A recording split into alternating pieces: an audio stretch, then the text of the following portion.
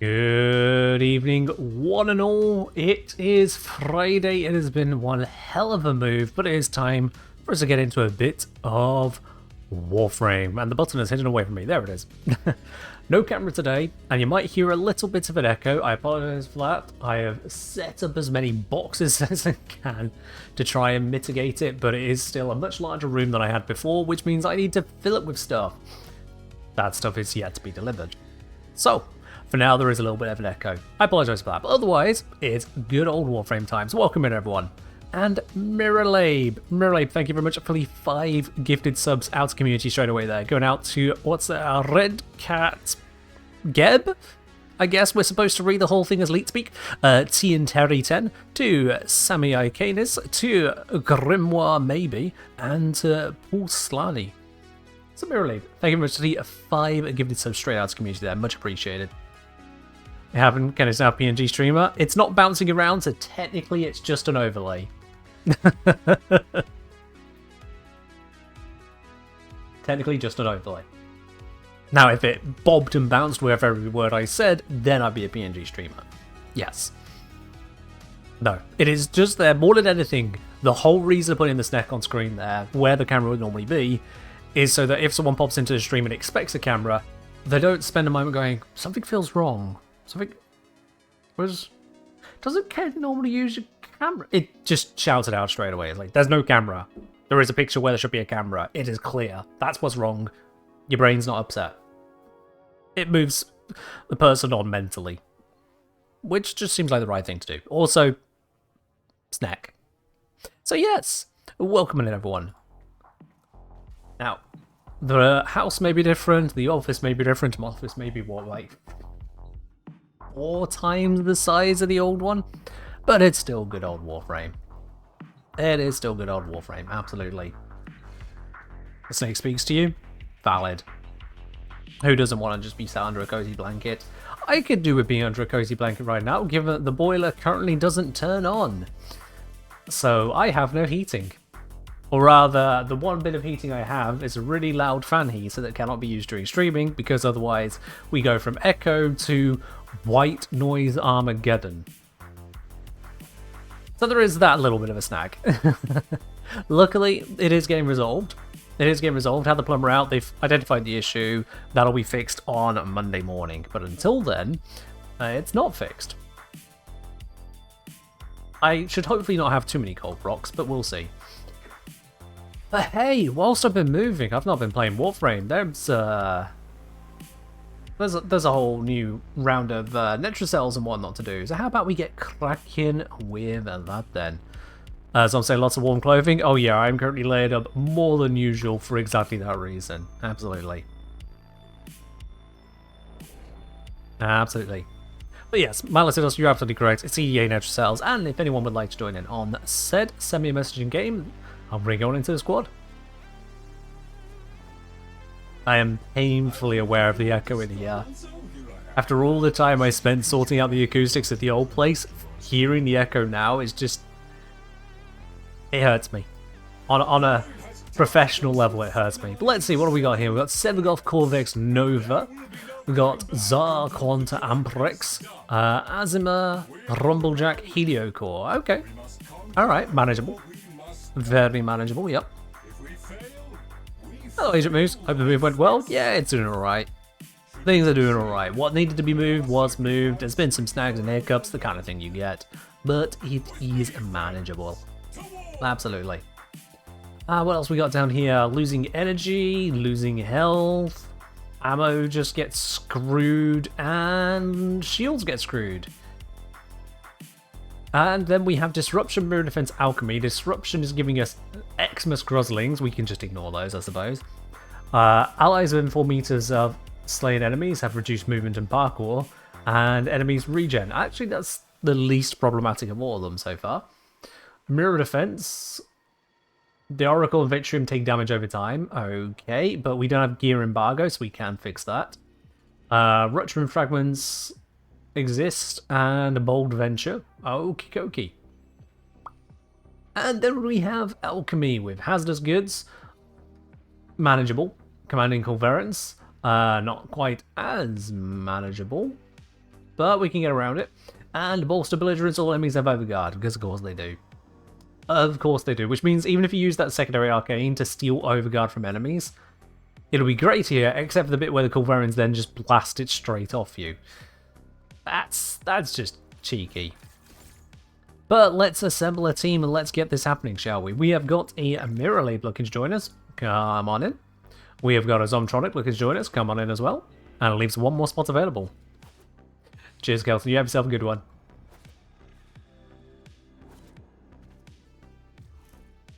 Yeah, if you'd like to join me in this EDA today, send me a message again, The Engineer. I'll bring you on in. Now let's see. I mean, it's pretty obvious what I need to go for here. I'm going to have to go for Hideo Core, Amprex, Azuma. We have Corvex, seems like the right choice. Let's do exactly that. Corvex. These weapons are not the strongest, so I could be in a little bit of trouble, but we'll see what we got to work with. Cyanoid Helio Core should count for this.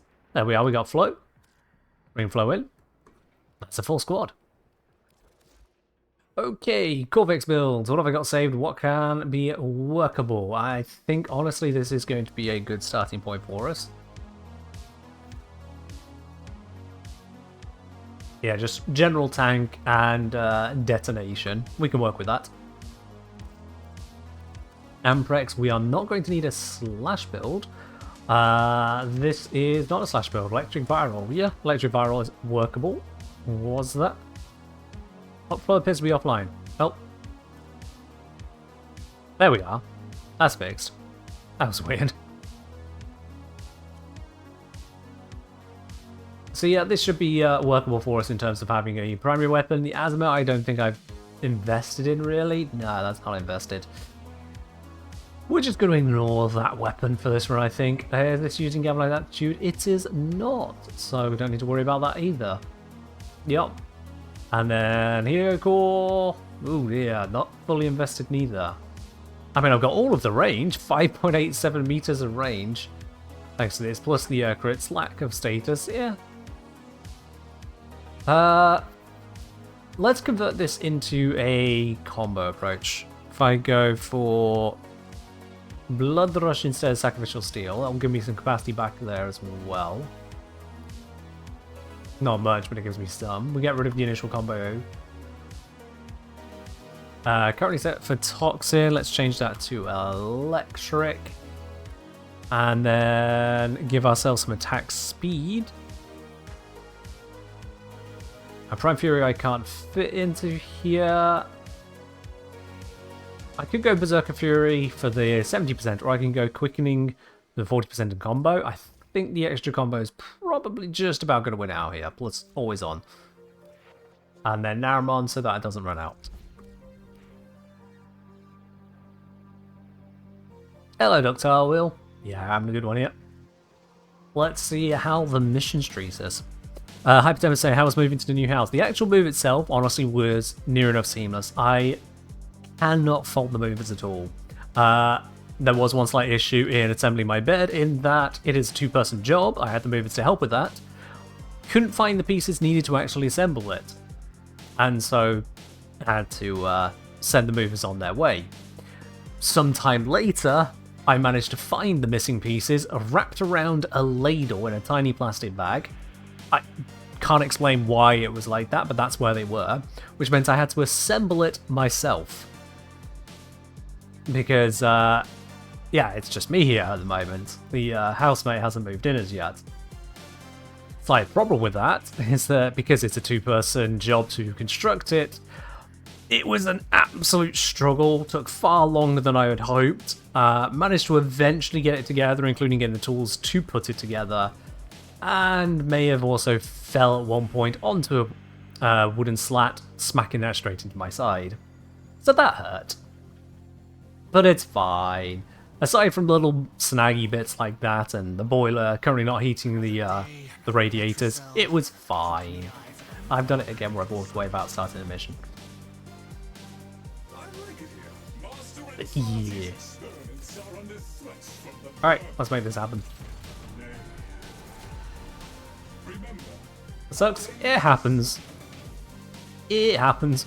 Luckily, I impulse purchased some basic first aid kit just earlier in the day, so as a result, had the plaster to put on. So no harm, no foul. Apparently, Zom has voted no on the mission that Zom's signed up for. This might kick Zom from squad. Maybe we can be. Or not. Okay, thank goodness for that. Back to what we were. Doesn't kill you make you stronger? I guess. At least in this case, what doesn't kill you is bloody fortunate, because dying making a bed would be a terrible way to go. Just putting it out there. That would absolutely suck.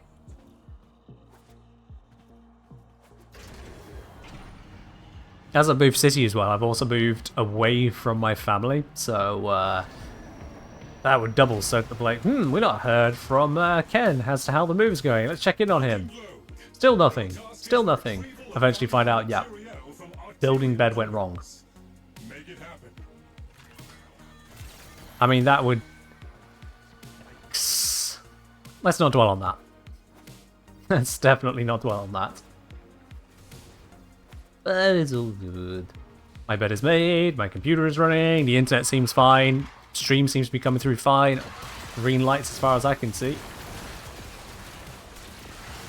So we are good.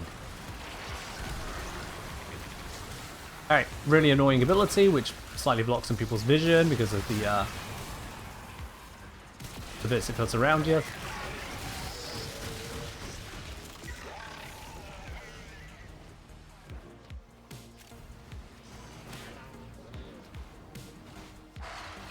But yeah, things have gone overall well. I've purchased some of the appliances that were not provided by the landlord, so I've got those being delivered. Got a lovely doorbell installed upstairs and down, so that's all good because I didn't have one already. Had the gardening out front done by a local gardener, so that's nice. Just some weeding bits. I'll do the actual gardening myself, thank you. I appear to not have the thing to slow him down. This might be a problem. I don't know if that applied damage vulnerability to this or not, but I'm going to try. Oh good, someone else brought some actual damage. That's for the best.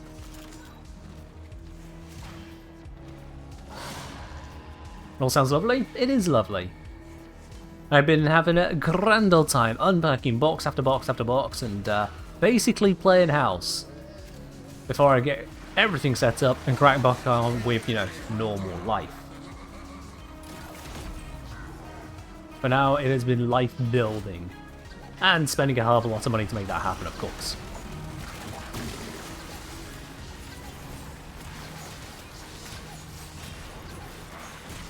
Smack the thing, do barely any damage, keep smacking the thing. I'm helping. Totes.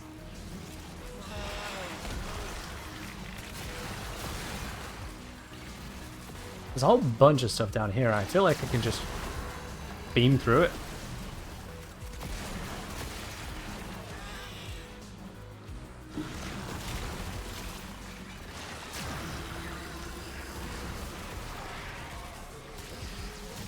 Yeah, it just doesn't really work when there's not the enemy density. It just doesn't.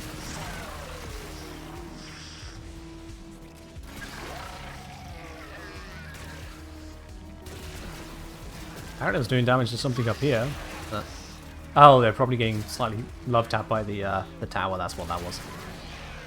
Shaz will say, recently fallen in love with Mecha Set nuking since I actually understood what it's doing and can tell that with any weapon that kills with statuses like nuclear collection, etc., it does me very hard. Yeah, the Mecha Set is pretty damn nice, especially if you have the strong status power behind it.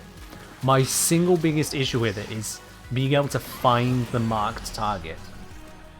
It's like he chose the absolute worst way possible to demonstrate what's going on.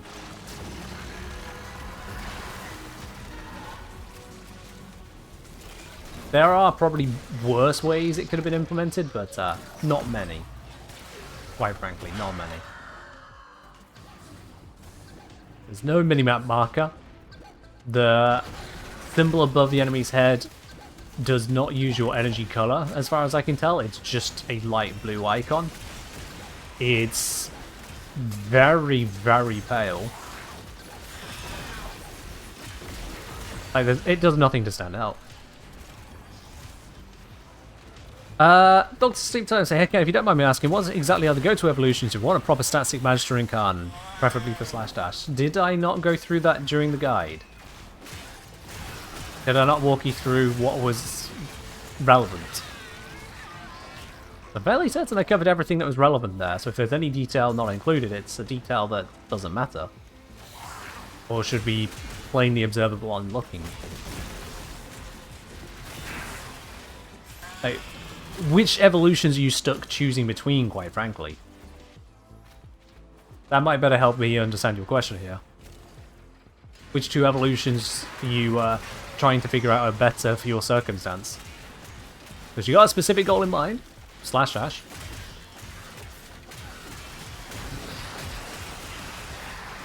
Man, does this weapon actually do no damage at this level? I think it does no damage at this level.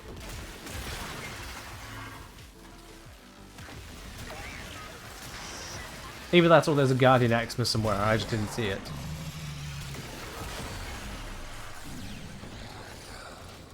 Mostly stuck on Evolution 4. Okay, walk me through this, Doctor. Walk me through this. Evolution 4, what choices do you have? Don't give me the names of them, just quick stat summary. What choices do you have you are really stuck on here?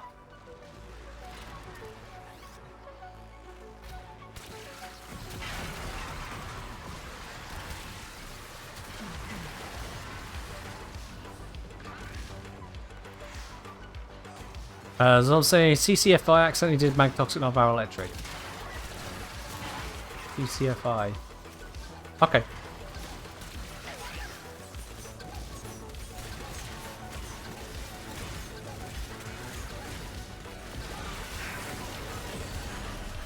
Oh, you accidentally. Okay. That's unfortunate.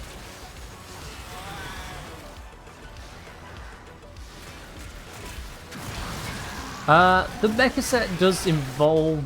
Oh, I just lost all my hit points to lead to something. Thank you.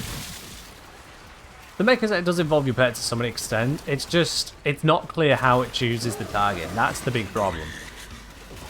You're supposed to be interacting with that target, killing them.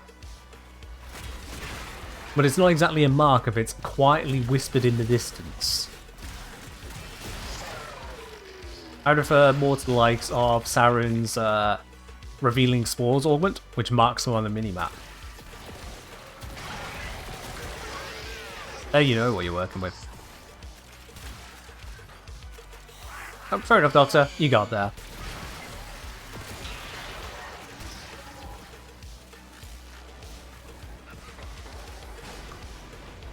I failed the jump. No, wait. Yep. Yeah, I failed the jump. Come on, let's get the Grozling. Oh, someone killed a different Grozling and that counted. Do I have a guide for Spectre loadouts? I did cover Spectres in a video themselves. I don't know how in-depth to loadouts I particularly went, because to be quite honest with you, Spectre loadouts kinda don't matter. Outside of edge case weapons, in edge case scenarios, the weaponry tends to suck.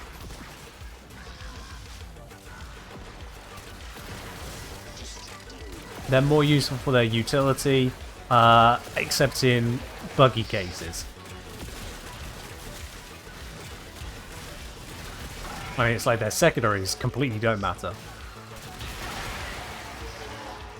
They rarely use the secondaries. Actually, that might have changed with the ammo changes, I'll be honest. I haven't used Spectres all that much, but that might have changed. Zom believes their damage is much better now. Okay. Okay.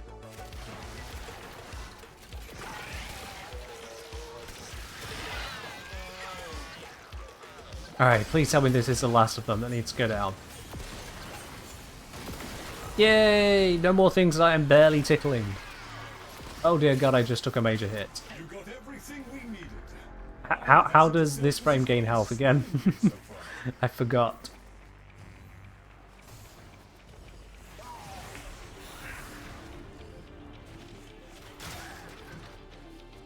It's been so long since I played Corvex. I think my healing is my arcane only. I could be wrong on that.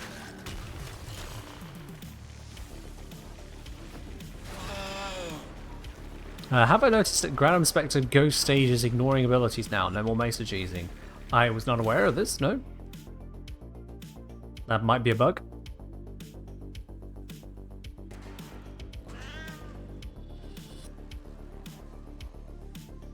Corvax says no healing. Great. Hey, Tau Forge Desert Shard. Lovely, lovely. And an Amber Shard. Not Tau Forge, but still Amber. Lovely, lovely. Right then.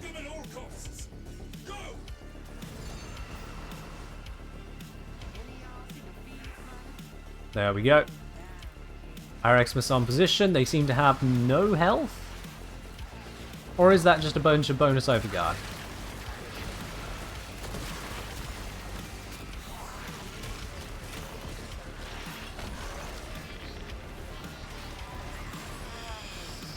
In any case, we have massively reduced the amount of damage that the Oracle is taking here. That is good.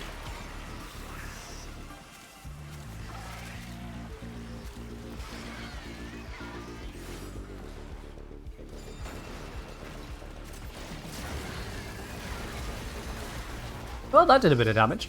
That is good. I found one situation I could make it happen.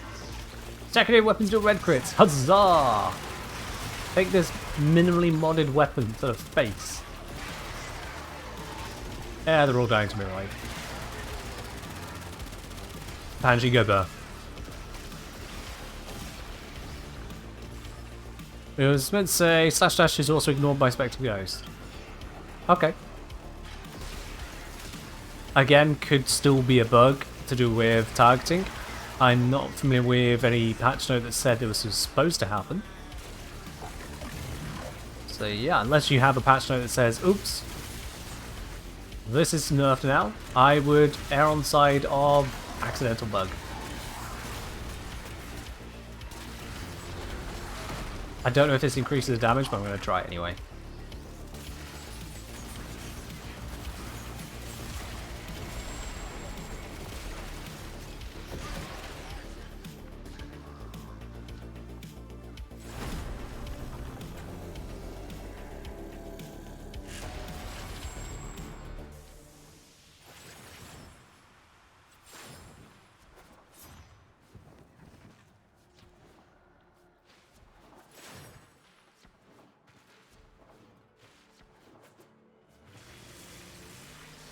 Here we go. Spawn a new Spectre on this side. Because someone's already got a Spectre on the other side, so I might as well switch mine to here.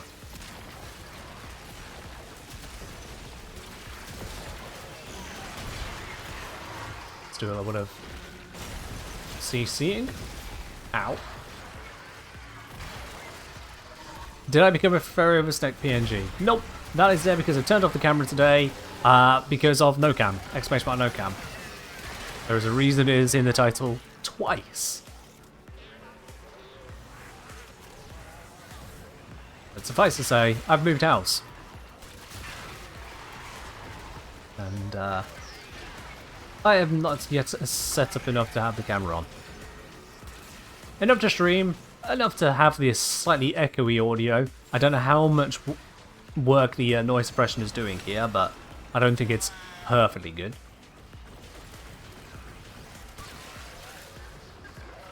But yeah.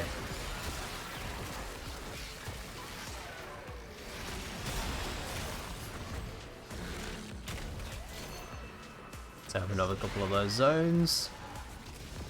It's perfectly fine. Hey, that's great, actually. That is great to hear. Out to the Warframe business question now. How's the new landlord? Do you expect some hindrances? Can be a private person. Good few questions there.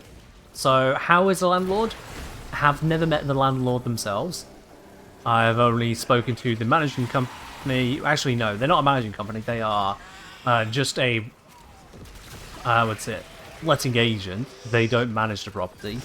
I won't name the letting agent because I don't want to attempt to start doxing myself.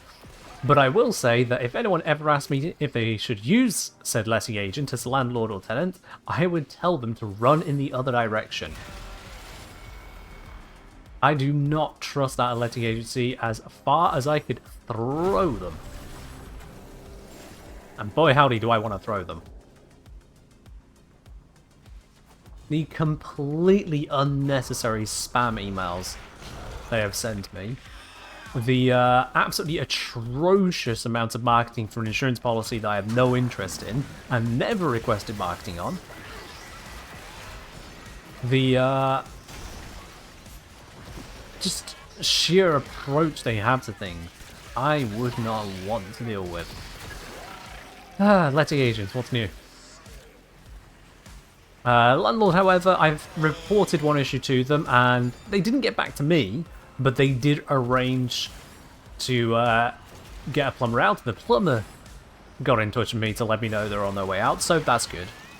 They did resolve that in a reasonable fashion. Beware not to use any blue tack you got in your welcoming basket. Welcoming basket, that's cute. That is cute. Yeah. Sorry, what was that again? Run that by me.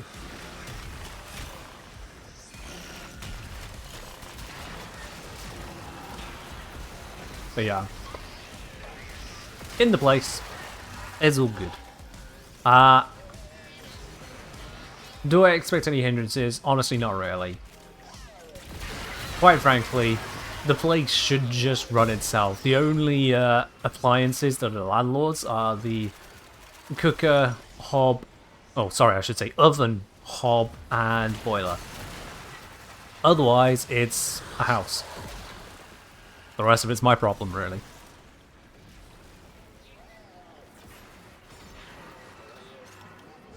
The rest of it is just my problem.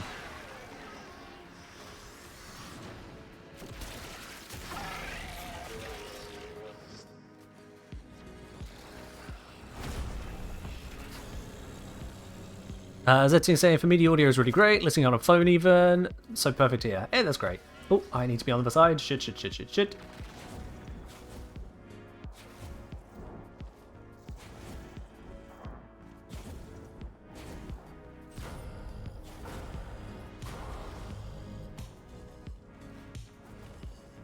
While he's a knocking. Bop. Bop. Do these pillars in the middle actually do anything? It feels like they do precious little. Compared to Corvex's own.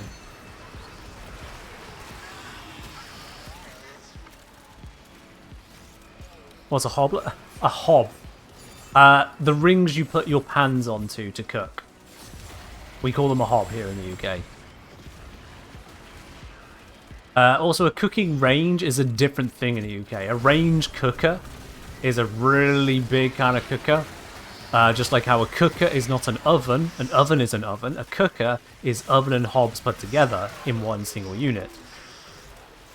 And believe you me, I have had that conversation so many times when I used to work in the insurance industry for home appliances. Explaining to people the difference between a cooker, an oven, and a hob.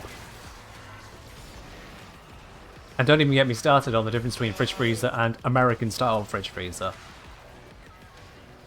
It should be painfully obvious, and yet some people don't know what they've purchased. Couple years of that. Insane, my welcome basket included all the weird crap the previous tenant used to perfume hide the smell of the toilet. Oh, lovely. If we go by what's been left here, my entire welcome gift... Huzzah! Mission complete. My entire welcome gift is a few bits of paint and varnish they've left in the shed when they clearly did up this place. Yeah, that's it. But mind you, my welcoming gift at the previous but one place as well which is a room in a shared house, was, hey, the previous tenant left this standing coat rack hanger thing. You're free to get rid of it if you don't want it. Ooh, okay. So you didn't empty the room. You're just making that my problem. Okay. Wow, there's a lot of damage happening.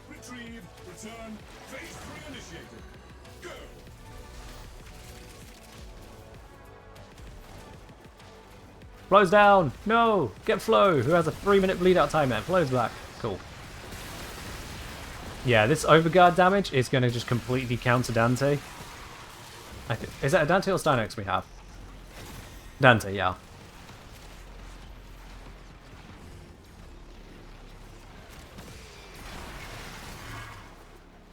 So, gotta hope I can tank with my own help tank, which I don't have high hopes for. I am not Lavos.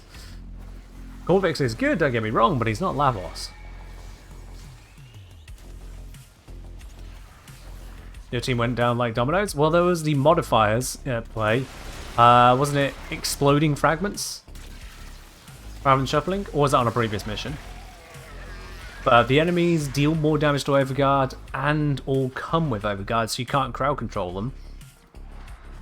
Okay, this is a weird waypoint. So that will impact your ability to deal with them too.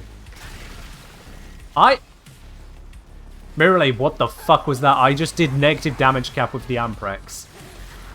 I'm sorry. What the hell? And I can't...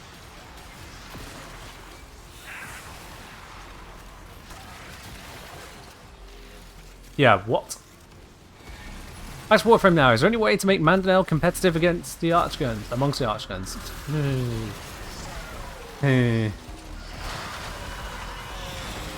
I've not really looked into Mandanel to give you an accurate answer to that, but I'm going to say no, just on the basis of I've heard almost nothing about it.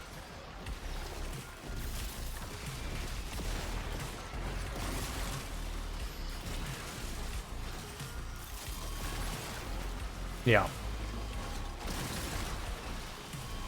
I've got to have a look back. I had to sort out my keyboard because it was currently set to not use function keys. I fixed that, that's just a button. But hopefully I managed to capture that moment. We can have a look back as to what the hell that was. Because that sure looked like I hit negative damage cap with the Amprex, which is... Yeah, that's a big old bucket of what? Even knowing how Banshee is, that's still a big old bucket of what right there.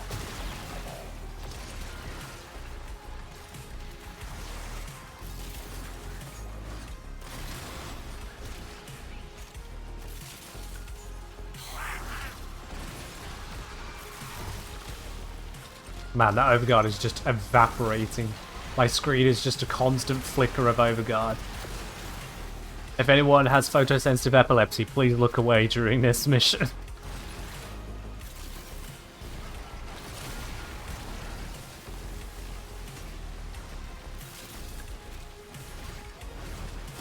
I'm Overguard gate tanking as Corvex. This is not how the game is supposed to be played, I'm fairly certain.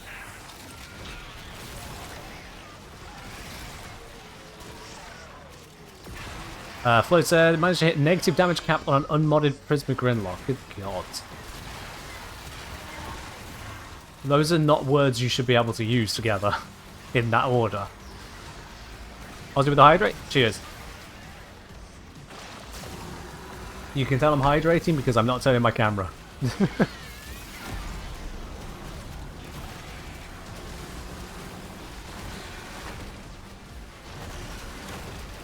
Just gonna slam things for a moment.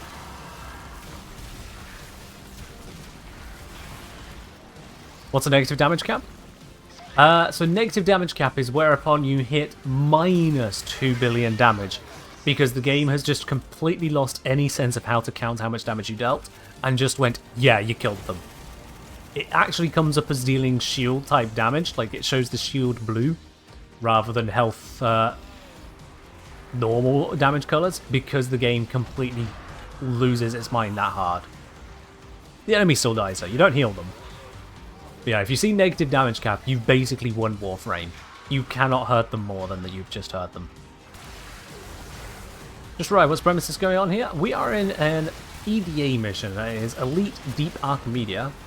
And we're on the final stage of it, doing the first of 2 crucibles. All the flashing is Dante doing their absolute best to keep us alive, and all the enemies doing their absolute best to ruin that.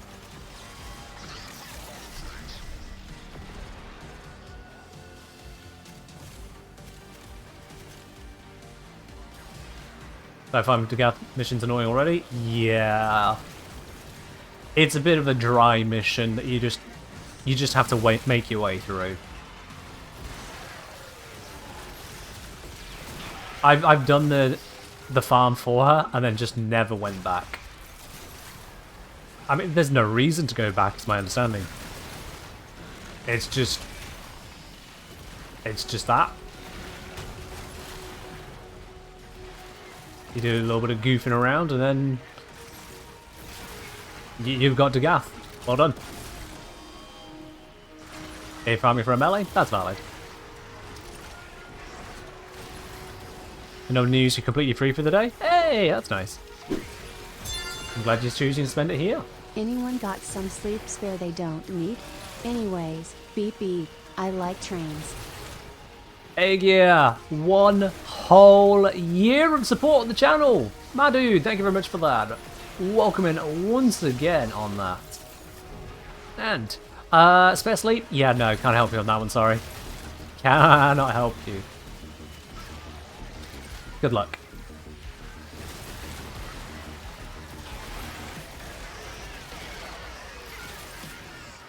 Very true, Zon, very true, yes. The damage display is visual.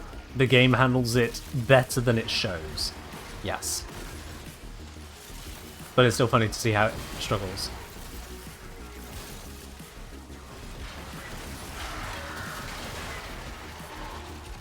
Guess the heat ampoule somewhere. Oh, what's up? Here. Nope. Never mind, I don't need it anymore. These guys can have it.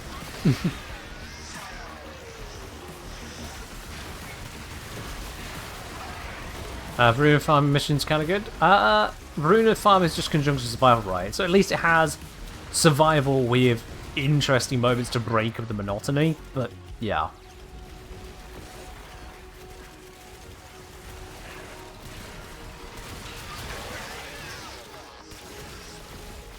Ultimately, Warframe does have a lot of very grindy systems, and unless you enjoy that particular grindy system, it just drags on a bit at times. Any thoughts on the dev stream? The dev stream? Was there a recent one I was unaware of, or are you on about yesterday's prime time?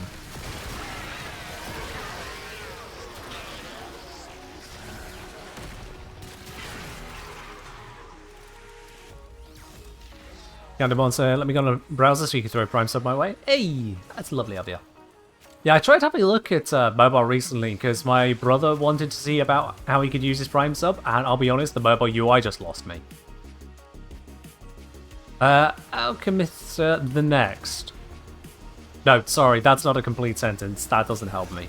Unless you mean one of my thoughts on a dev stream, as in the next one to come up and has not yet aired, in which case... what? How am I supposed to have thoughts on it? So I'm assuming you don't mean what's my thoughts on something that hasn't happened yet.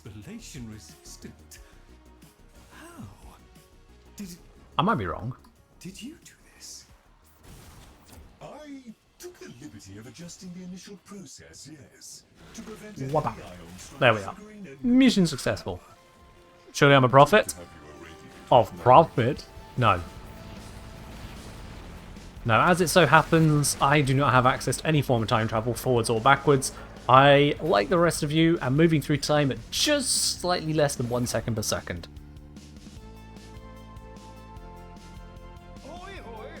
With the info we have about the name of the next update.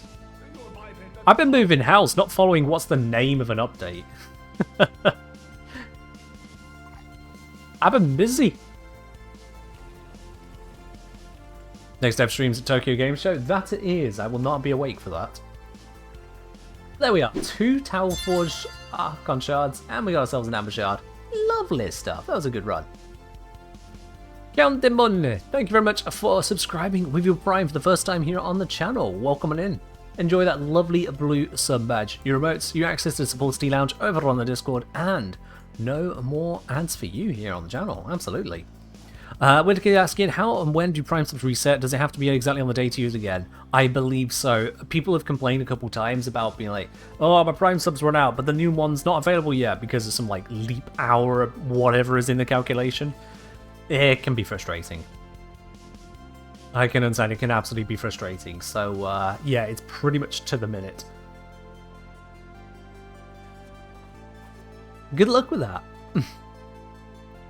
I think it's called Kume and the Five Fades. Is that Kume or Kome or Kumai? I have no idea how to pronounce that.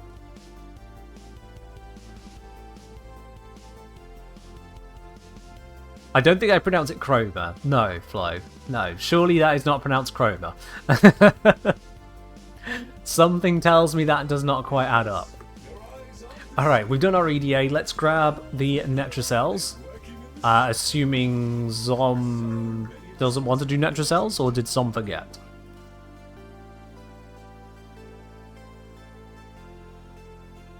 What do I want? I'm gonna bring Bolt, or no, I didn't want to hit upgrade.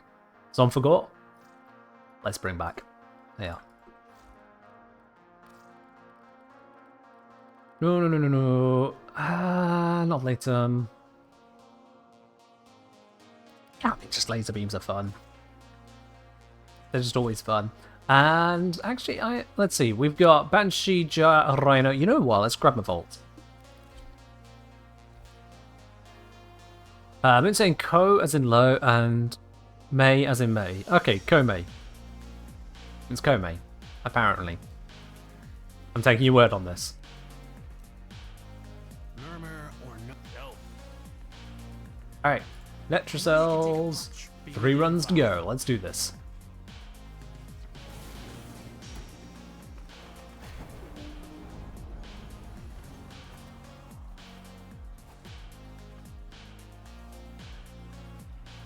We could say if I was able to work full time, just skip all that hassle. Last engineering degrees take a lot of time.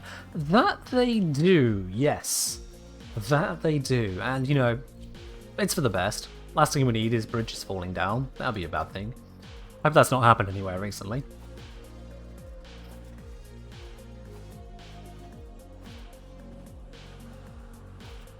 But yeah, as long as you keep an eye on your Prime, you can resub pretty much when you pop around again. When it's time, you'll see the option. You're like, oh yeah, that's run out. Bang. And then once you've done the resub, you're able to share it as well, which means you get a message, you get a lovely text-to-speak. You don't get text-to-speak on the first subscription, that's just how Twitch works. But thereafter you do, because you can put a message with it. And better still, even if your resub day is, say, like on the 3rd of every month, but I happen to do a stream on the 2nd and 4th instead of the 3rd, what you can do then is you can still resub straight away, keep all your benefits going, but you save the message until there's another stream. So you then still get the attention and thanks as well. All the good stuff.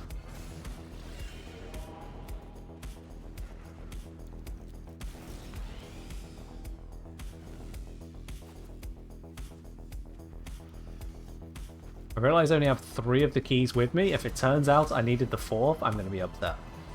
Oh, hello. I can get distracted by that. It was right there.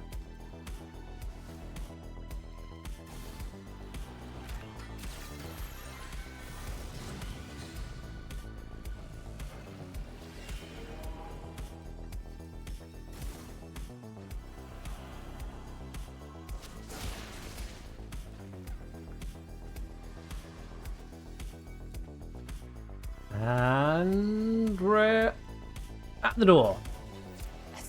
You're kidding me. 3 out of 4 glyphs and I don't have the right one. Ah. That's just unfortunate. I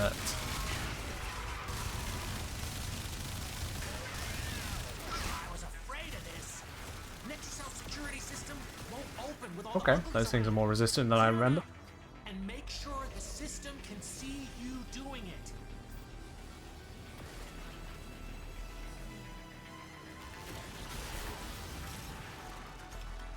So which one you don't have? Yeah, it does feel like sometimes you just get a little screwed. Like, zoom high? Maybe it's been a hot minute since I used Boltor, but that feels like a lot more zoom than I'm expecting. And a lot fewer enemies. We're there.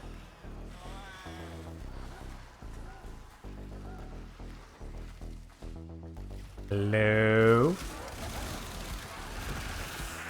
Hello, enemies. Can you kindly join us so we can obliterate you? Is Nidus Link the only enemy lockdown that lets you farm Incarn and charge? I have no idea.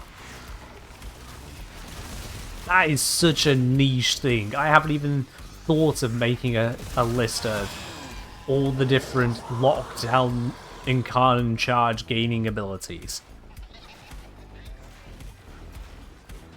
I'm aware, Shezbot. I am actively killing them outside the circle, but this is the edge of the circle. I cannot go further.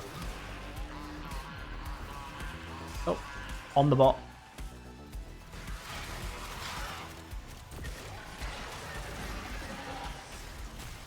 There it is. Got it.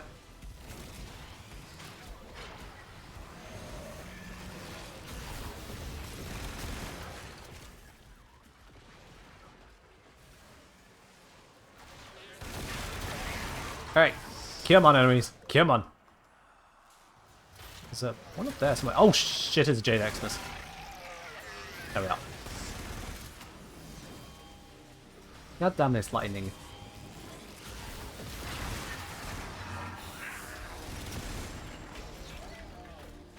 Security level dropping. Don't quit now. I gotta know what's in that Netracell. Why would I quit now? What do you take us for, eh, Tagfer? Don't know, we don't just quit. Unless we're testing something. In which case, screw you.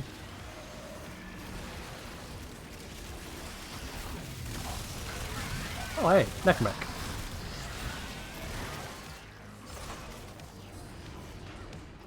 You like to do net cells, citrines made the health drain glyphs basically free. So half the time it's the one you're missing. Yeah.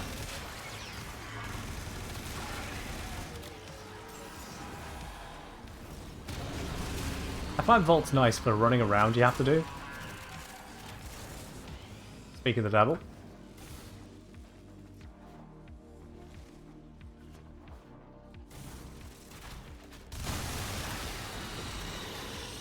And back to the zone.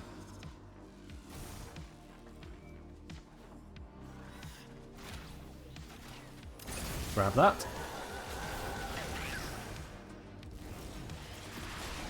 Kill. Simple as that, really.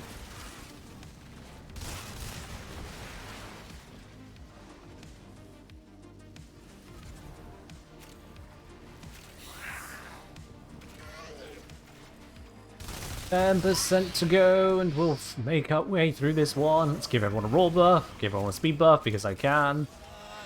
Wonder where all the enemies are hiding. Actually too efficient at killing them.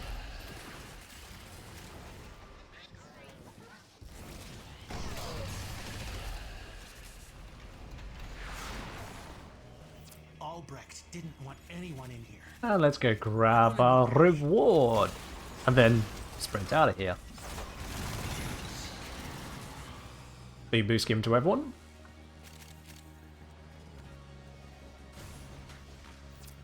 Make sure you keep up, because the second one ain't going to be close to you. Actually, I've got a long duration on it. Everyone should be fine. You're happy.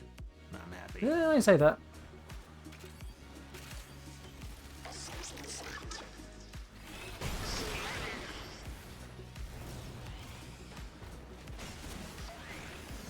Of course I missed the slam. Of course I missed the slam. Does anyone know if Debris Melee decree buffs affect pseudo exalted? I believe they will, by and large. If it is a direct buff to the melee, yes. If it is something that triggers because of melee, then no.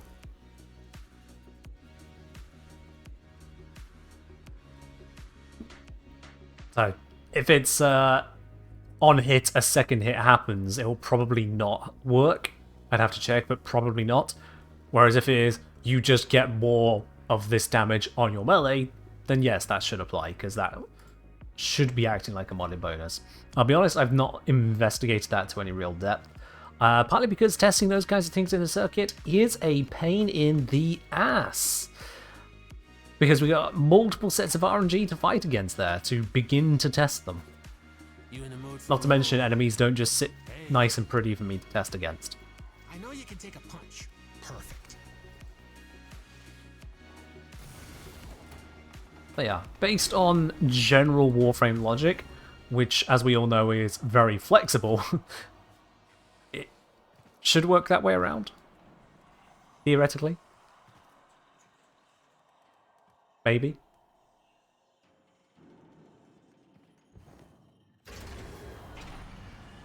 Here we go, loading in. You or your squad need to grab all 4 of these key clips. Pick your poison, pal. I won't lie. There's no version of this that feels Glyph. good. Glyph. Glyph. Got him. Only one way out of the anchor hold. Use that terminal. Everyone's got raw, everyone's got speed. Let's get to these terminals. I didn't mean to press that. That's a close one. As I'm Volt, I want to be going to the furthest one. Which is in this direction. How's the internet treating you? I mean, it seems steady so far. Anyone had any issues with the stream unusually?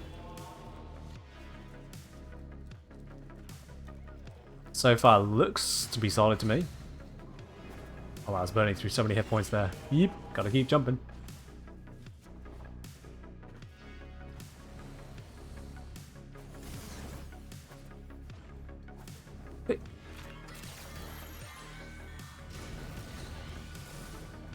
Seeing no issues at all. Excellent. This is good. Money well spent on this then.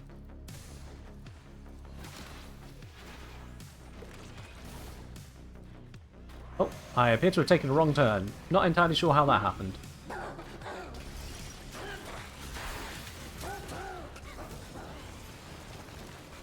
I've nearly burned up all of my energy, but we have got here. That's the Metro cell. Open it.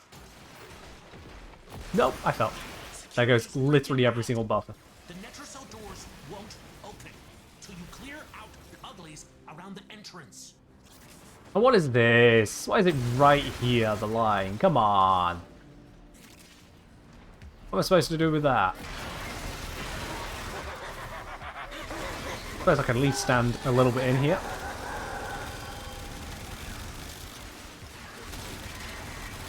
No stacks on the gun, feels like crap.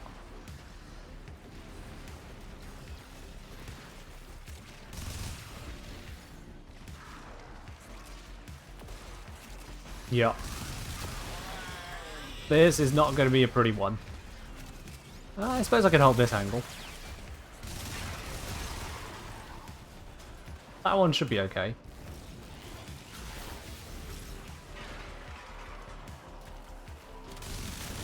Yeah, some of the placements are pretty damn terrible, aren't they?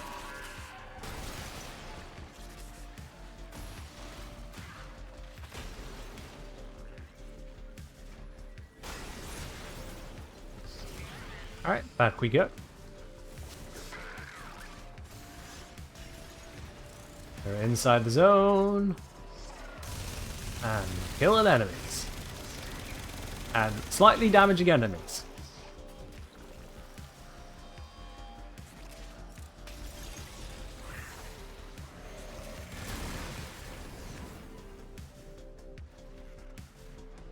Okay, where are they all at? Because they sure shit ain't near me.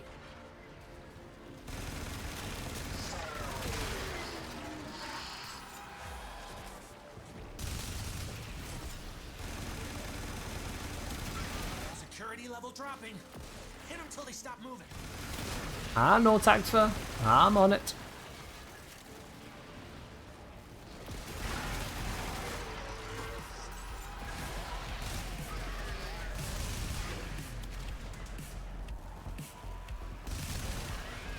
%. Bit by bit, we're making our way through here. Give everyone a speed boost, give everyone some extra shields in case we need them.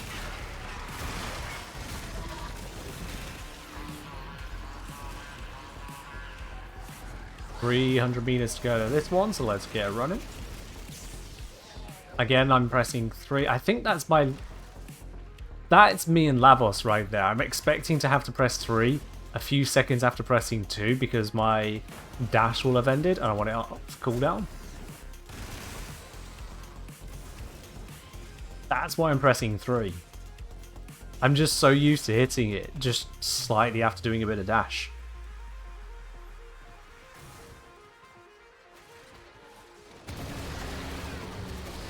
Yeah, well, all works out.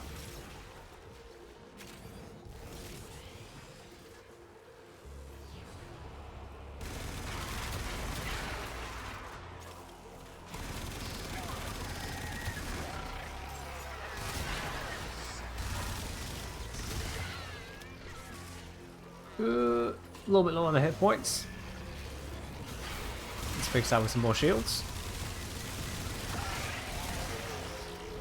There we are. I feel like I can hear a Evoker. Oh, it's probably in there. Screw that. I can't be bothered with that. Considering this is just done. Oops, I missed it. Slightly rolled past it there. Take whatever Albrecht was hiding and get back to the Hello, Ackerman. Welcome back from the shops. Yeah, things are going alright with Move. Still need to set up the camera how I'll be happy with it, so that's why we got good old Snek.png at the moment. I wonder what Albrecht planned on doing with that. And the heating should be fixed on Monday, so that'll be nice as well. Aside from those things, going pretty well.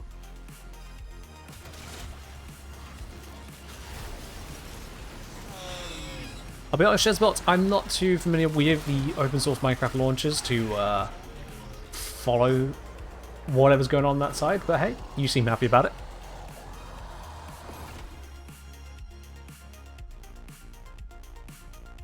There you are.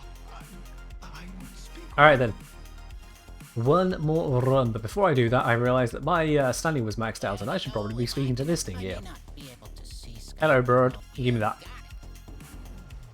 Alright, back to it. Another shard? Yep. I think we've gained 6 shards on this stream so far. Let's see if we can go for 7. You in the mood for a little?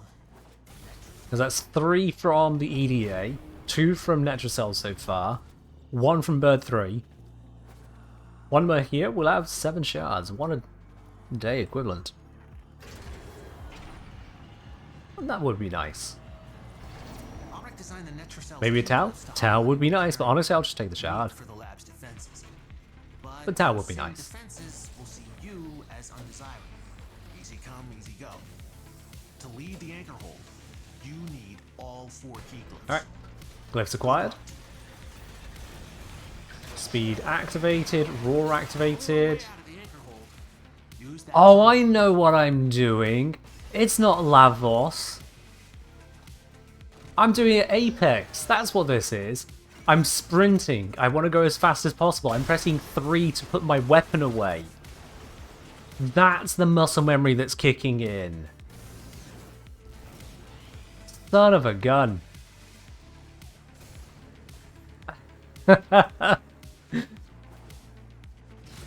Gah. It's like if you try to bullet jump in Minecraft and you just end up making a fool of yourself. You're a fool of yourself. I am bleeding out here.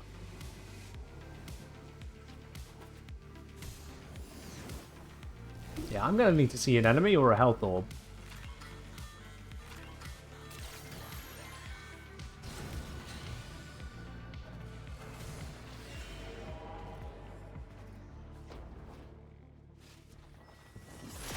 There we are. Enemy sufficed. Good old life strike on the melee.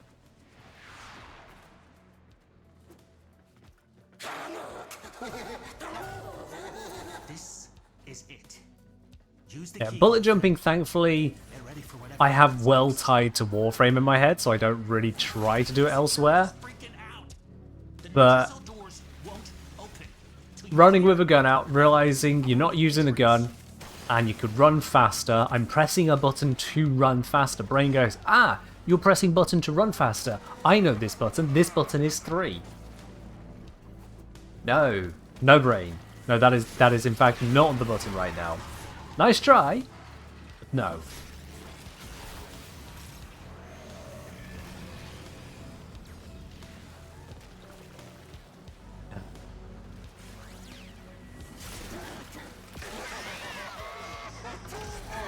We could say I only replay one game at a time, so it's just press buttons to do thing. Brain doesn't really distinguish.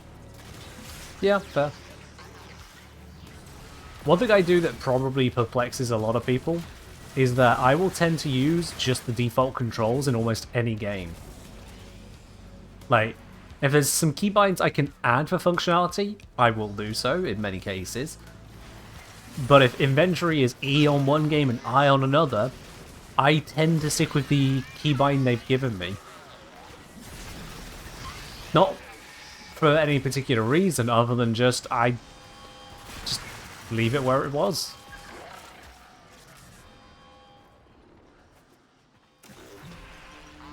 And somehow this works. I'm not entirely sure how that works, but it works.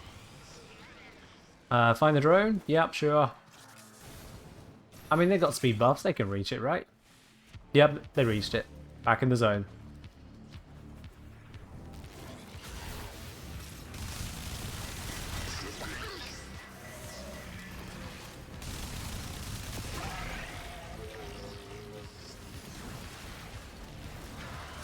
Did QL ship? Yeah, the QL has been shipped, Zom, so long as you are stood in the zone and kill an enemy, it counts, even if the enemy is outside the zone.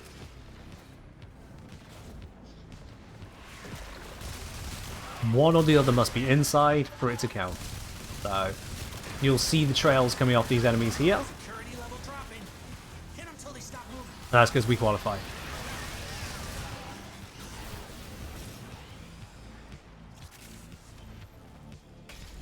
Use ESDF movement on everything?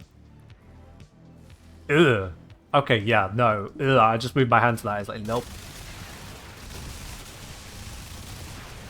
Now, we all know E is for calling for medic the moment you spawn in TF2 because you put your hand down wrong when you tried to move forwards. Everyone knows that's what E is for. It's not for actually going somewhere. Oh, it's around the corner, isn't it? Yes. Get us back in here.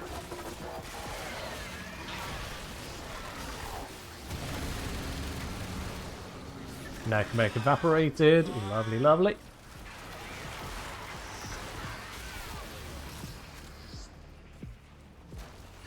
Medic has in it for a reason? Yeah, I guess.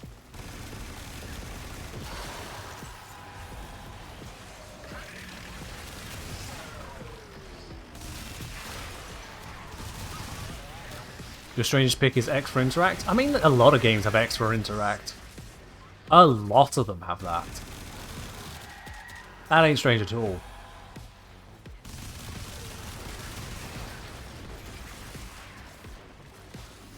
Isn't Warframe one of those games?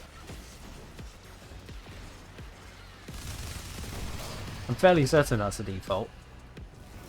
Unless you're meaning on a controller, in which case, fair enough. Controllers do be weird.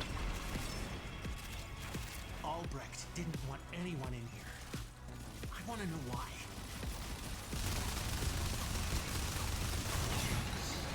There we are. Reward achieved. Let's get out. I wonder what Albrecht planned on doing with that.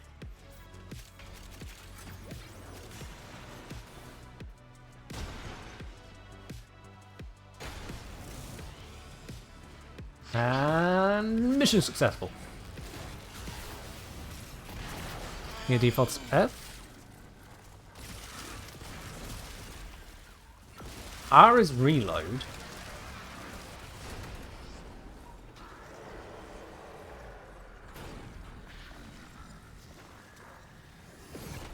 Alright, you got me flummoxed there.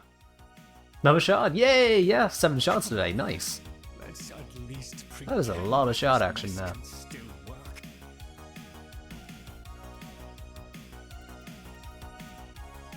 No, F is switch weapon. Yeah, it's definitely not A. Definitely not F. F is switch weapon, of course it is. Context action is X. And I've not changed that.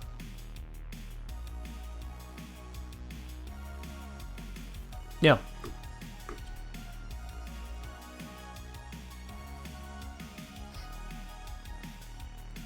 There we are, anyway. Alright.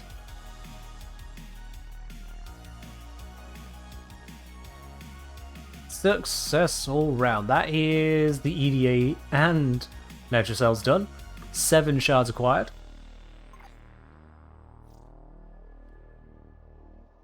So, Flo, Miralabe, Zom, thank you for joining me on that there. Absolutely. What are we doing today? Very good question, Alpha Bankai. That is an absolutely brilliant question. For starters, this stream is in very much a case of testing that my new setup now works. Camera aside. Mostly making sure the echo isn't too much of a problem for just general streaming, and also making sure that the internet here is handling. Let me just have a look at the metrics. 0 frames dropped. Wonderful. Yeah, it does seem like stream's working. That's brilliant. That is brilliant indeed. Now, when do we know when the next update is due out? I may have missed that date or just forgotten it. Again, focused on the move. But do we know when that is due? As I'll say, also to check audio cutting out. Is it just me, right? Is anyone else experiencing any audio cutting out on the stream here?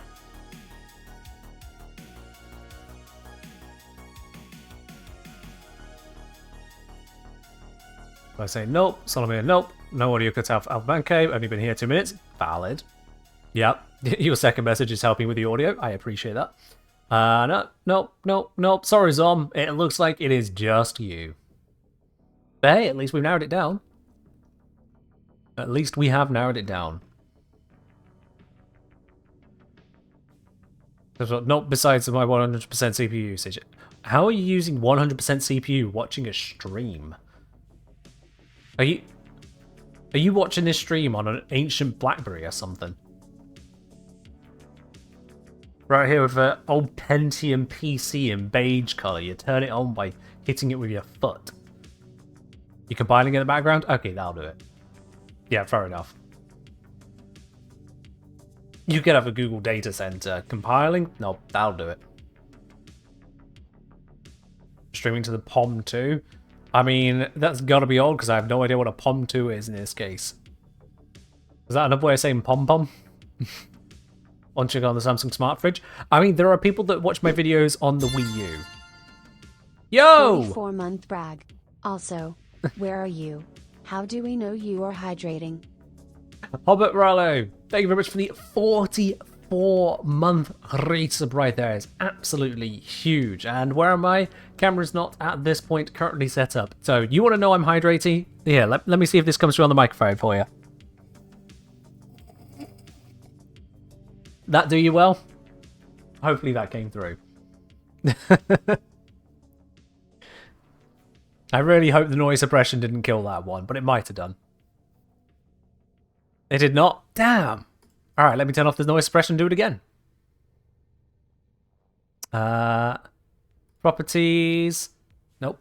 Filters. At least we know the noise suppression works. So now let's not have that noise suppression.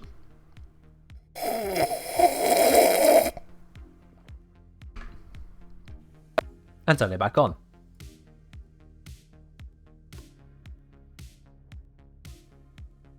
There we are.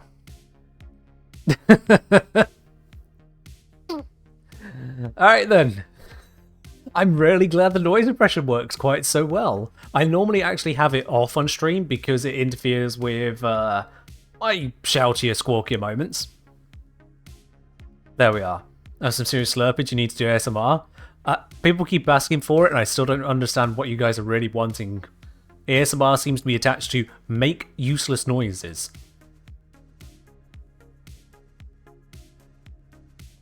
Like, it's the audio equivalent of 5 hours of meetings. They happen, and nothing is achieved. What's the most generic weapon to test mods and builds? I don't think there is a proper answer to your question, Industry. You don't put generic builds on a generic weapon. You build for a weapon. So, I don't really have that for you. Alpha Banker asking, how much is regular DA more rewarding than the 2 natural cell missions it costs to do? Friends of beginner players want them to start getting icon shards for them. Quite rewarding. So the 2 silver rewards that you get from doing EDA, or just Deep Arc Media, is equivalent to 2 natural cells. And then the gold and platinum tier rewards are extras on top with even better rates for you. So yeah, basically that. Dr. Sleep Time saying, Ken, what would hypothetically convince you to put the maid outfit back on? How do you know I'm not wearing it right now? I'm not.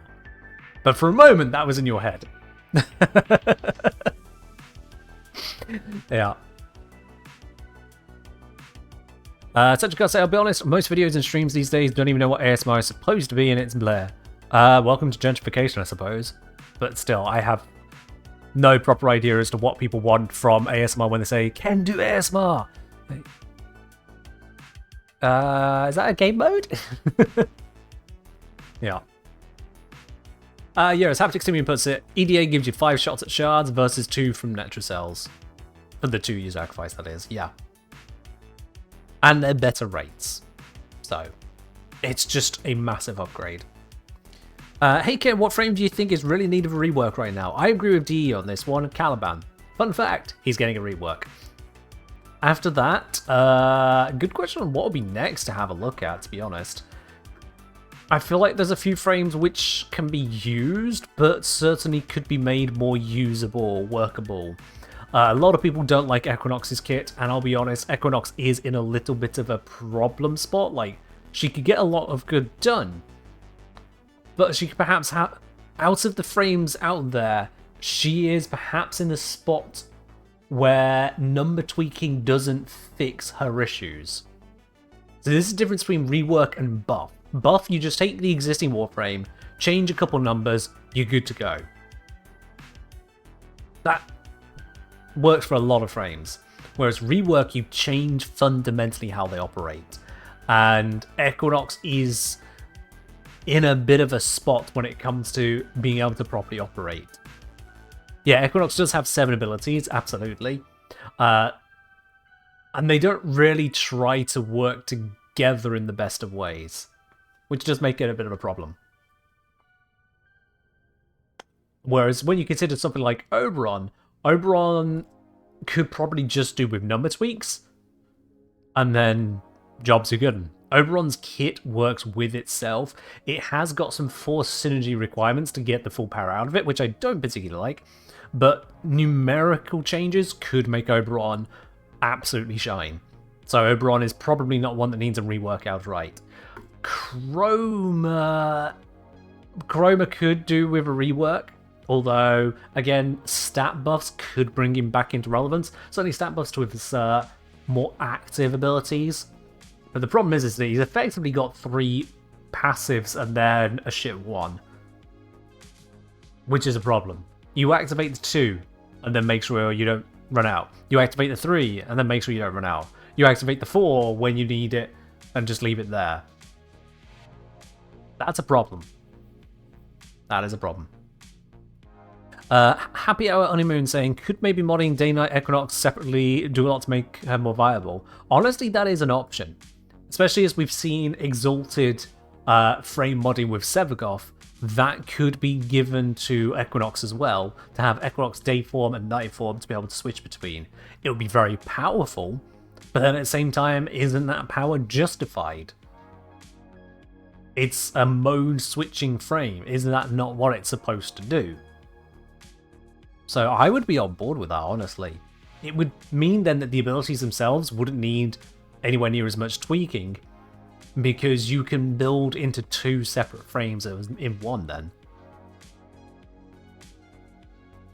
So that could be a very good change for Equinox, and basically bypass all the other concerns as to what to do with the rest of the abilities, because 2 builds at once, jobs are good.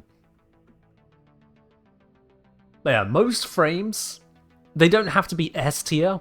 They can just be workable in their niches or have a playstyle for individuals to enjoy. It's like Citrine is a very powerful frame. I don't really play Citrine. Baruch is a very powerful frame. I don't really play Baruch. That's not to say that I don't play them because of problems with them. I don't play them because they're not really the styles I'm looking for. That's how it pans out. That is how it pans out. So honestly, most frames don't need a rework. Most frames can really just get away with maybe some stat buffs here or there. Like Trinity's durations are a little too short and can do with some improvements there.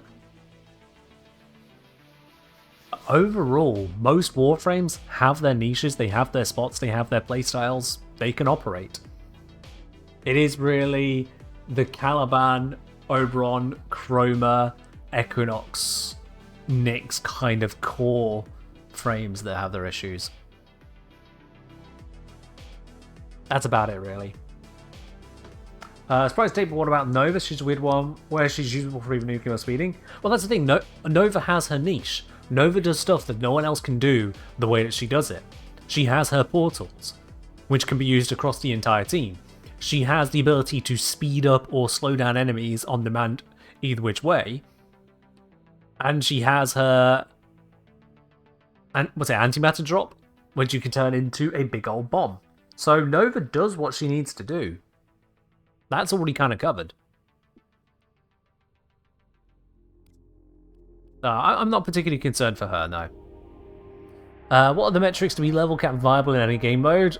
Pretty much step 1, have a way to be invulnerable. Step 2, there is no step 2. If you can kill level cap enemies, and you could be invulnerable, you're done. That's it. Or rather, I should probably phrase it as untouchable. So, invisibility, you're good.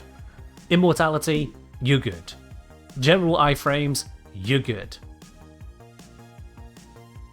Kill the enemies, don't die, that's level cap. It is just an extrapolation of existing game modes, with the numbers dialed up as far as the game's equations allow you to dial it up. That's it. What's my Octavia fashion? Tron Legacy.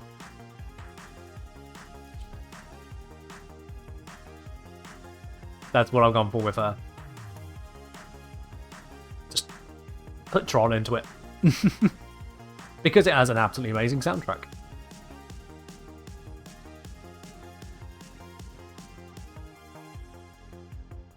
Ashib 2, I think you misheard DE the other day. You might want to go back to check their prime time.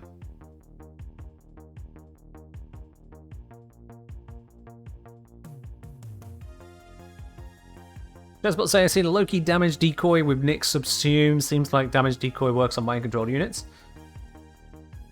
Damage decoy. Okay.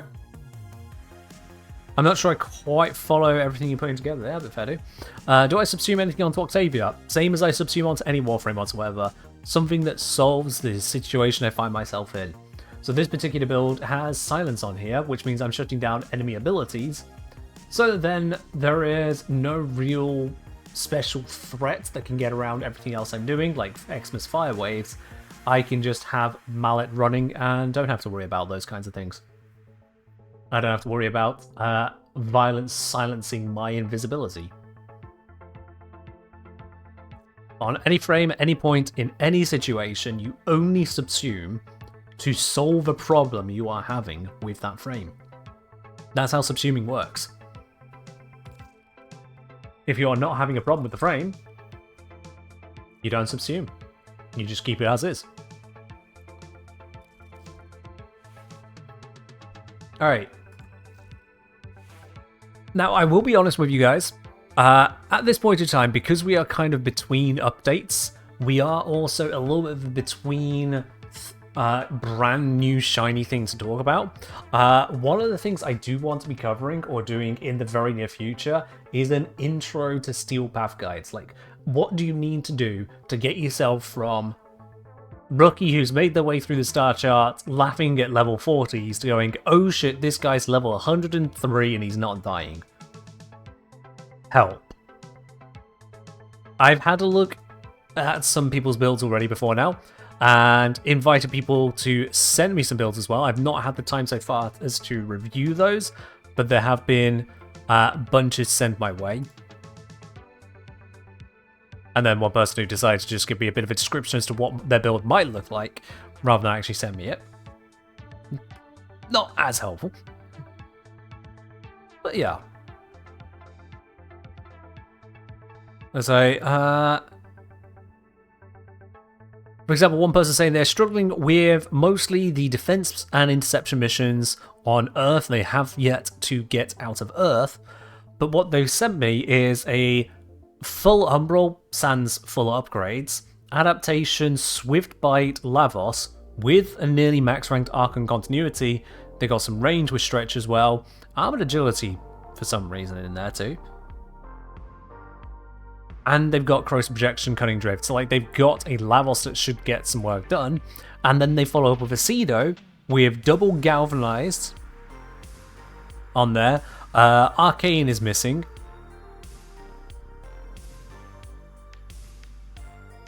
But it's a double galvanized Cedo, like with Lavos. One should expect at that point you can handle things, right? And they have Lex Prime Incarnon, Dual Ichor Incarnon. It's just, yeah. Happy Honeymoons are helpful to a lot of people. Seen so many people hit Steel Path wall recently. I mean, when it came out, I hit that wall. I hit that same Steel Path wall. I was like, oh god, what? This is a lot stronger than I was expecting. Why am I dying? Now, there have been a lot of changes since then, which has made Steel Path actually easier. But at that time, it was a wall, and that wall still exists for people. It's not like you can take any old weapon to Steel Path and have it work. That's not how it goes. I suddenly have an inbox message.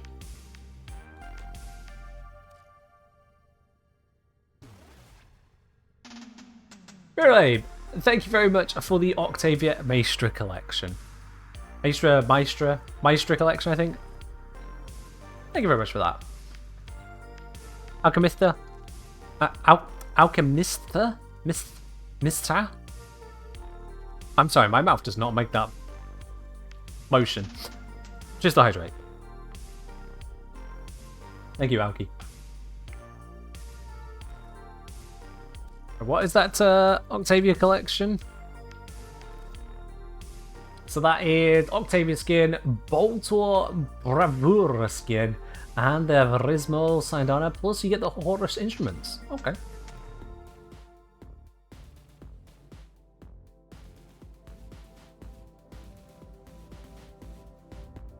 Yeah, I mean, fair do. Ductile say hit 2 walls. First one I got to Sortie and second Steel Path. Yes. Because you get access to sorties when you get access to river mods. You get access to river mods with the War Within, and the War Within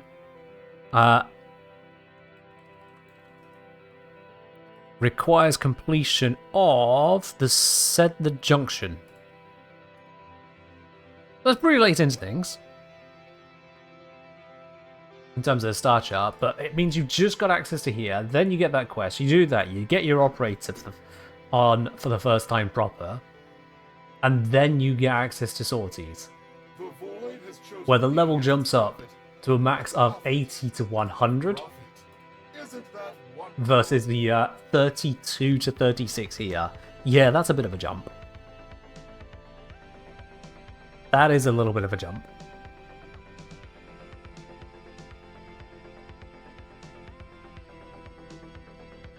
Hey, Raynuva, letting us know, got within his grasp the power of infinity. He's got the absolutely tank-sized mug from the merch store. Nice. I'm glad that's come through for you there, Ray. And it sounds like you're happy with it. Zaraman was before or after New War? Zaraman was released after the New War. Yeah. Yeah, Zaraman's after New War, yeah. Because... Wait, it just doesn't exist there. It's a tanker mug. There is a 20-ounce mug. It's nearly twice the capacity of the standard one I have. It's exclamation mark merch, Meridek. I should probably add in the store as that command as well. Now you've done that.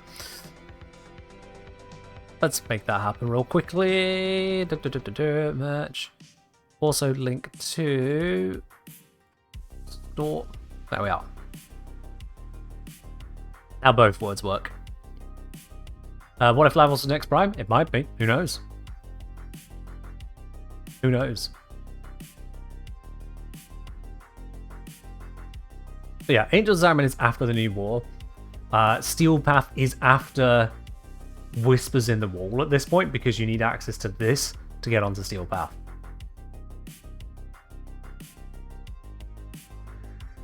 So by the time you have access to Steel Path, you definitely have access to Incarnans as a result of the Zaraman.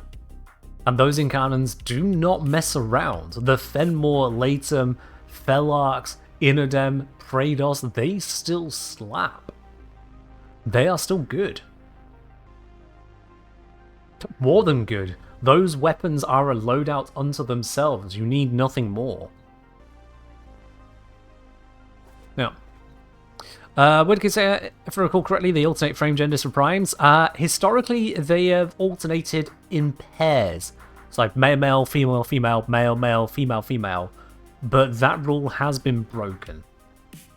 So we don't actually know which frame is next to be primed. Yeah. Hello, Stardust. The move has gone well. All settled into the house and slowly making my way unpacking boxes. The boiler currently does not run the heating. That is getting fixed on Monday, but it does mean for the meantime, I am a little bit cold. And it is rapidly getting colder because the sun hath set. Yes, I can feel the cold beginning to seep into my bones, as it were. Although now that I know that the noise suppression handled the schlurp so well, I'm actually going to turn on the fan heater real quickly, just for a burst of warmth in here. Let me know if this sound comes through.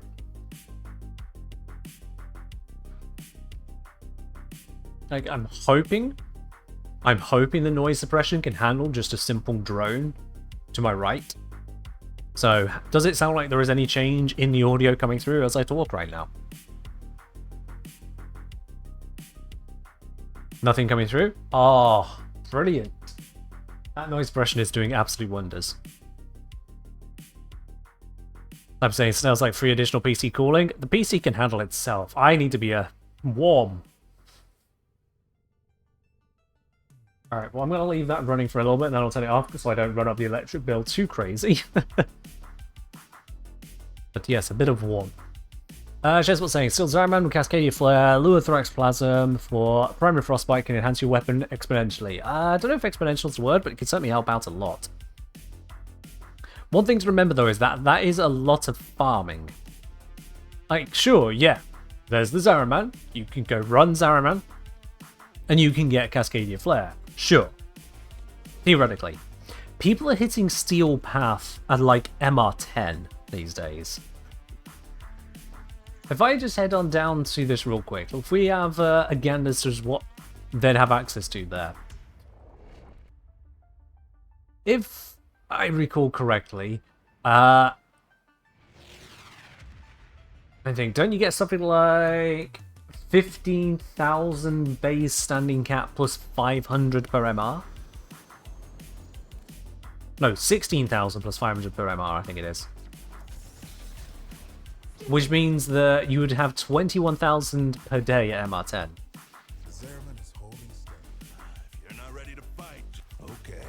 And then if we go into Cavalera's Wares here, you talk about Cascadia Flare, which clocks in at 5,500 per arcane. An MR of 12? Yeah, 12 is required to buy 4 of these a day. Below that, you get 3 a day. Close to 4, but yeah. And that's after ranking up as well, don't forget. Do beginners still have the ability to choose between Duviri and normal starting? No. And if not, what happened to those who chose Duviri? Nothing. Those who chose Duviri will just be able to play out the game, because as soon as you finish with starting Duviri, you're then prompted to access the main game and you go back to the tutorial. But yeah, as Happy Hours pointed out, Duviri is now locked behind Uranus. But with Cascadia Flare, so MR12 can get 4 of these a day if they max out their standing of 22,000 standing per day, which means they would max this out if they farmed it hard in 5 days of it, because I'd assume you can get at least 1 drop during that time. Is Nova Prime a frame worth getting, and what are her pros? Yes. Her pros, she's thinking with portals. She can speed up enemies, which makes great for defense missions. Those are the big details. She has a nuke. It's a nuke that requires your weapon, but it is a nuke. But yeah, my general points on this for the Cascadia Flare, it is certainly accessible, but they have to go through getting that standing. And don't forget, standing isn't exactly free. You don't just kind of turn up here and gain 30,000 standing. You've got the bounties available, but these are giving up to 5 quills at a time, and that's at level 110. Like, they kind of already want to have their gear upgraded by that point. Even the low tier bounty is level 50 to 55. That's a jump up from what someone's probably been used to if they recently got their way through Sedna.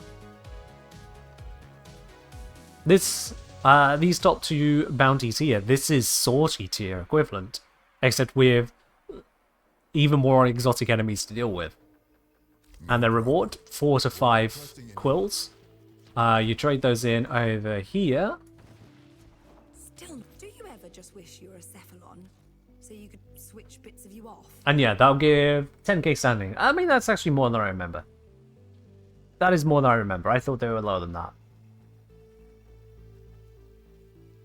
So a couple of those bounties will have their daily trade in, pretty much.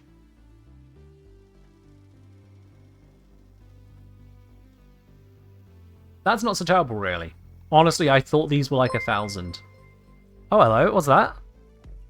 Hey! Meriadec has purchased himself an appropriate size for the morning coffee. An appropriate size for the morning coffee /. There it is. I'm going to presume from that message there, because it doesn't actually tell me on the alert display here, but I'm going to presume from that message you picked yourself up the biggest size there, Meriadec. So you enjoy yourself that mug, absolutely. And cheers for picking it up. Shazwell asking, what do we have in the Luthrax shop that is more approachable? Do we define this as approachable?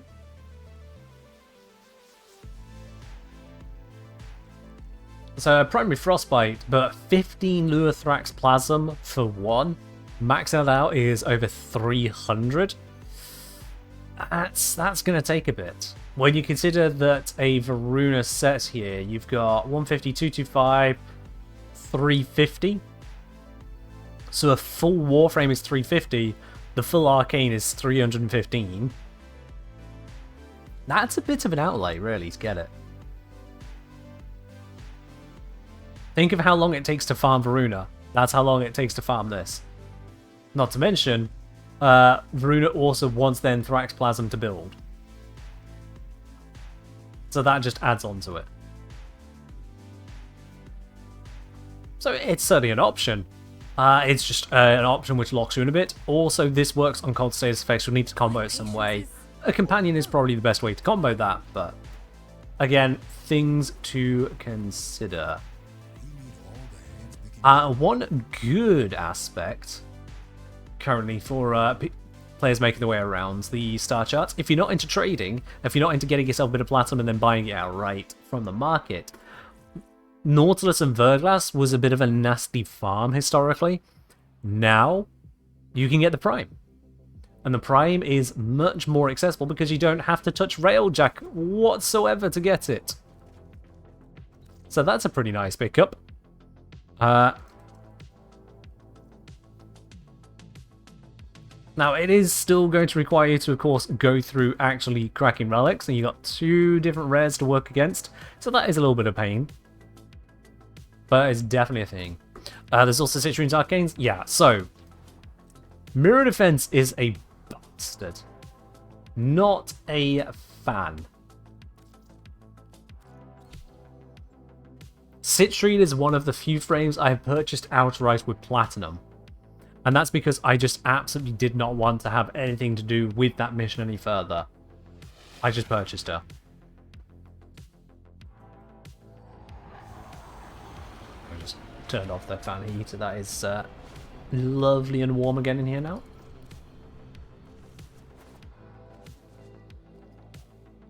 Yeah, PTSD from that gem sound effect. Yeah. They tried. They tried to make something fun and interesting and engaging and different, and no, that was not it. Not for me. Not for me. But let's see here. These are 60 crystal fragments per arcane, making that over 1,200 to max it out. Yikes! That is a lot. That is a lot. Granted, getting the full Citrine set here, you're looking at... Why is this one 50 Belric cheaper?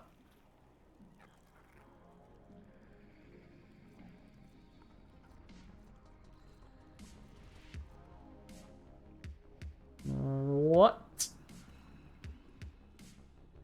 Okay. Yeah, that... Yeah. Right. Okay. Sure do. Anyway, between all of these, ignoring that 300 bit there, it's 350 per piece.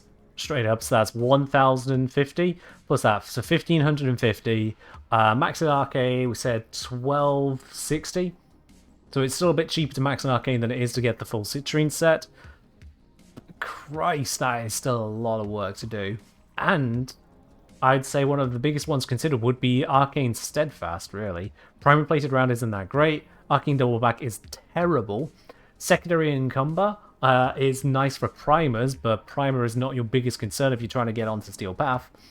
Secondary Kinship, just nah. Just nah.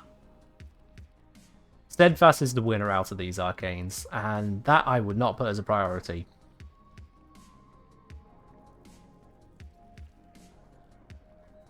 So if you enjoy Mirror Defense, enjoy grabbing those crystals and sell the arcanes to people like me that do not want to deal with it. Enjoy.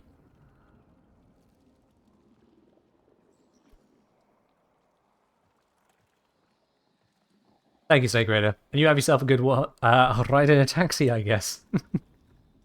Tuning into the stream from a taxi. It's not the weirdest thing I've heard. Citrine Farm is definitely horrible. It is. I just...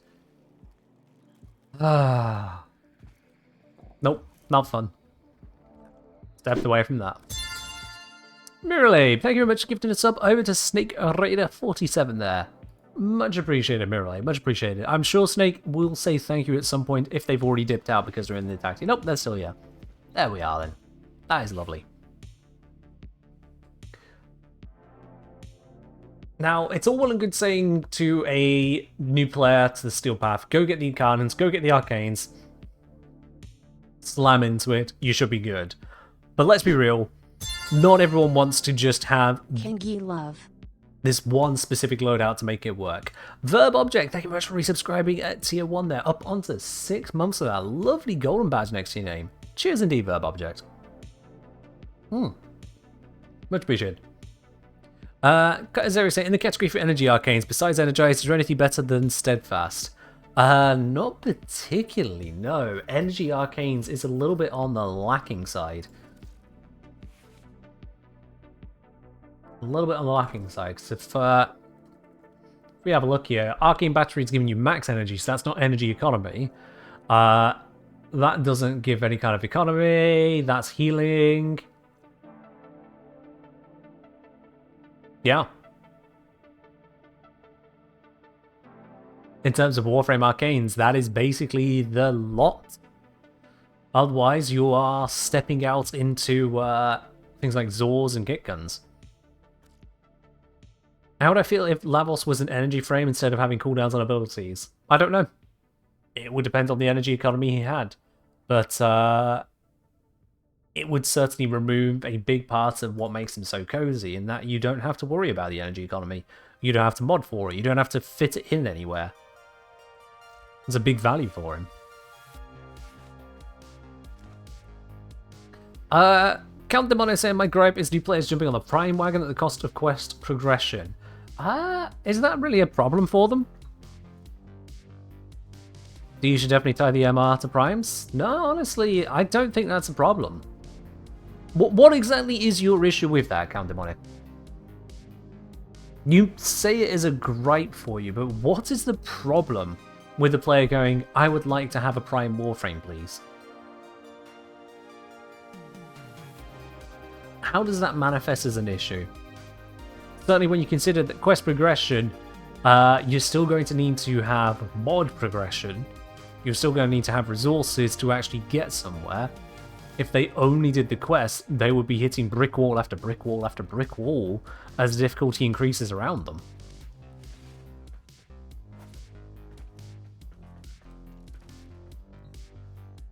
Happy say, unless someone is taxied all over, they'd still need to do Axie Fishes to get a Prime Frame. I mean, they can pick up the parts from non-Axie relics. It is very possible to achieve that. If I go into here, for example, and we go Miso, if I put in a Hildren, so here we have the Hildren Prime Blueprint, and here we have the Hildren Prime Chassis, and here we have the Hildren Prime Neuroptics, and here we have the Hildren Prime Systems.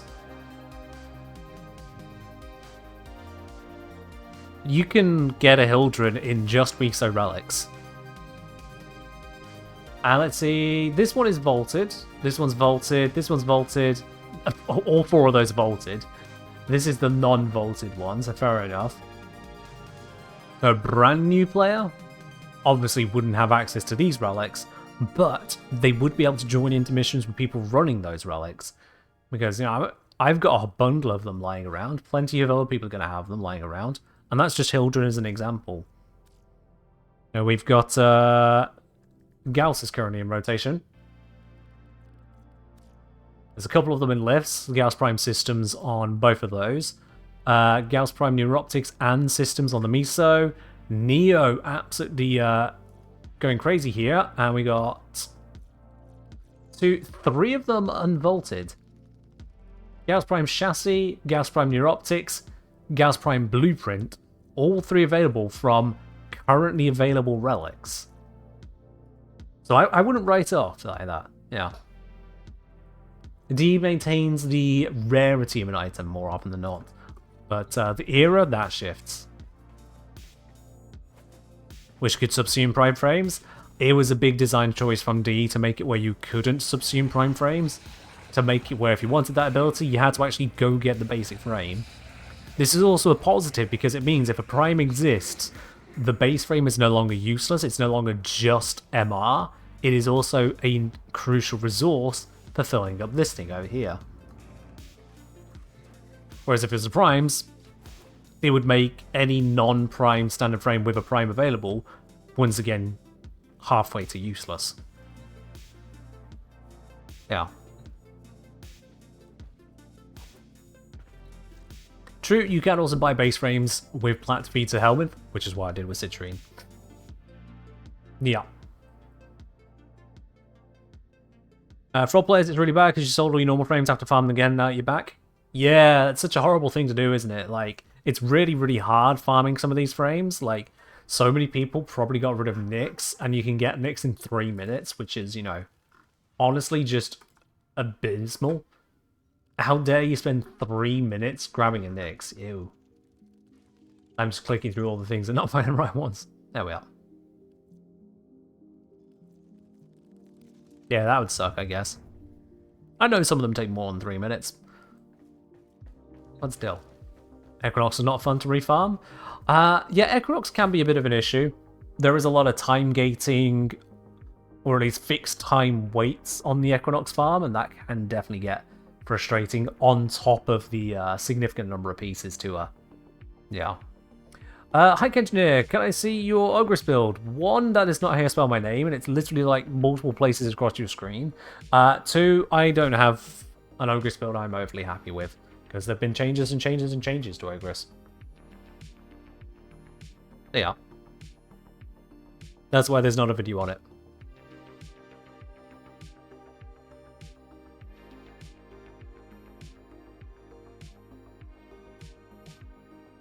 Weird Kid saying, I'm personally glad the primes can't be subsumed. It'd be a huge mistake to let someone farm out a prime and burn it like that. You say burn it, other people would see it as use it. When you consider that you can buy a prime frame, often cheaper than the standard frame would be from the in-game market, a lot of people would see that as an absolute win. Yeah. Shelf's asking, what about the Jade Shop? Any meaningful items ramping up power for Steel Path? That does require going through Jade's missions repeatedly. I need to switch over to where Ordis lives. Bearing in mind again, that is going to be an amount of farm on a specific location.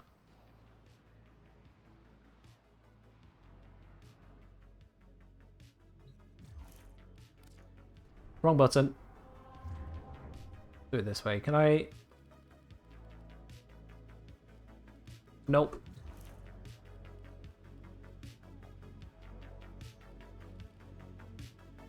I thought this was how you,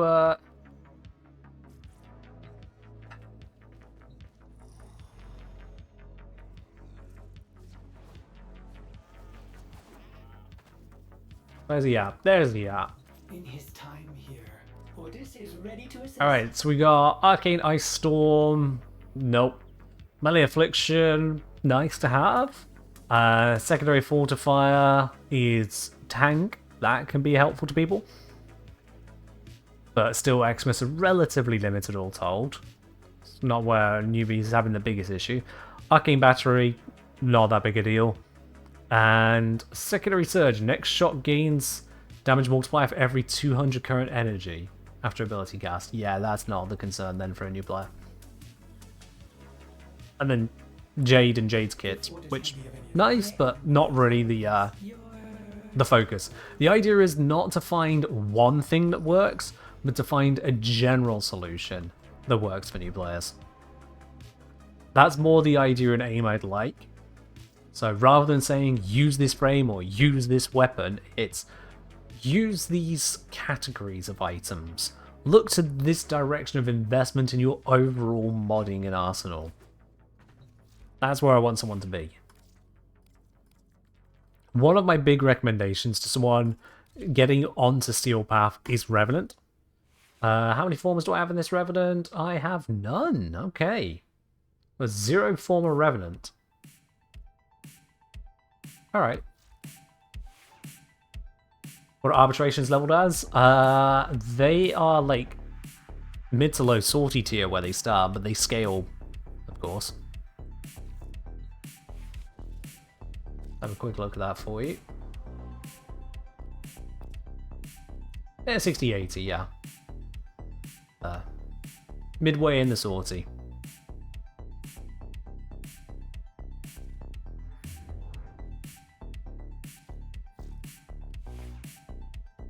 But yeah, Revenant's a good starting point for people getting on Steel Path because he gives you the brainless tank to be able to get through things, and I prefer him over Rhino because Rhino's Iron Skin, if you're not casting it appropriately or with a well set up build, you will rapidly run out of energy because your Overguard will just keep on getting destroyed, whereas Revenant has much more of a chance with the Mesmer Skin charges. It's a cheaper to cast ability, it's 50 base rather than 75, I think. Or 75 raw. Oh wait, yeah, no, 75 is raw. Iron Skin is 50 as well. Okay, not cheaper to cast, but still. The charge-based mechanic makes it handle enemies just more efficiently, is my experience. in terms of weaponry, if someone has got onto Steel Path, just starting onto it, they may have themselves Kuva weapons, they may have themselves Incarnon weapons, but they're still likely going to be in a bit of a sticking point, aren't they? I don't want to assume Incarnons. So the question is, what would be a fair assumption for that tier? I could go Gotva because everyone had Gotva, but that was a previous Tenocon at this point. Not even the recent one.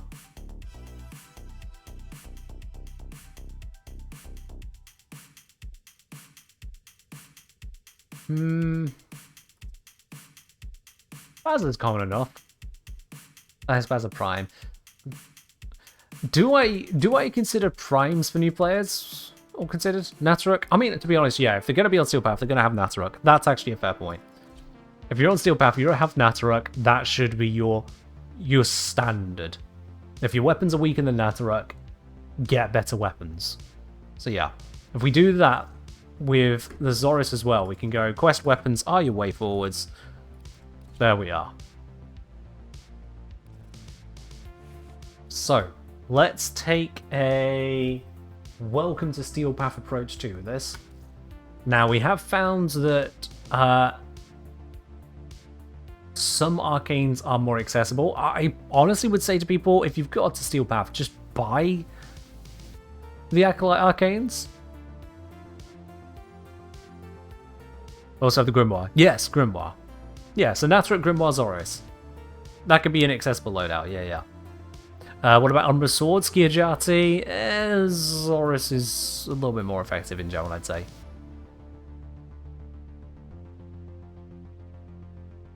Yeah, you can technically get access to melee influence before Steel Path, that is true. But that also requires a melee adapter, which will be in short supply for a new player.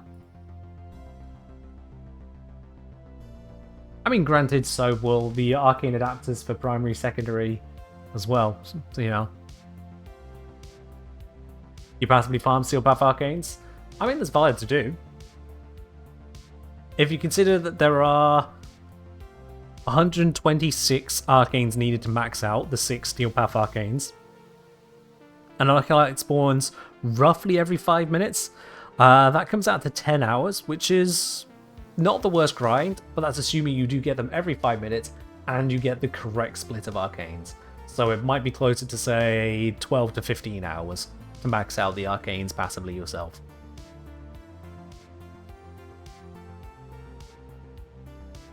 But yeah, when you get to Steel Path, honestly, investing in these arcanes is so worth it.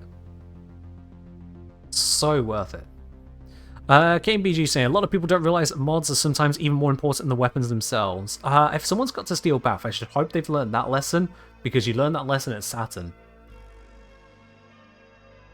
It's when you get to Saturn you realize, oh shit, modding actually matters. Yeah. Degree Arcanes are very approachable with Arcane Undercroft objectives. When you say very approachable, Shezbot, first of all, what's the drop rate for the Duviri Arcanes in the Arcane Undercroft objectives? Do you have the table of those, Shezbot? And just to be clear on this, this is a trick question, because if you do, you're the first player in the world to have it.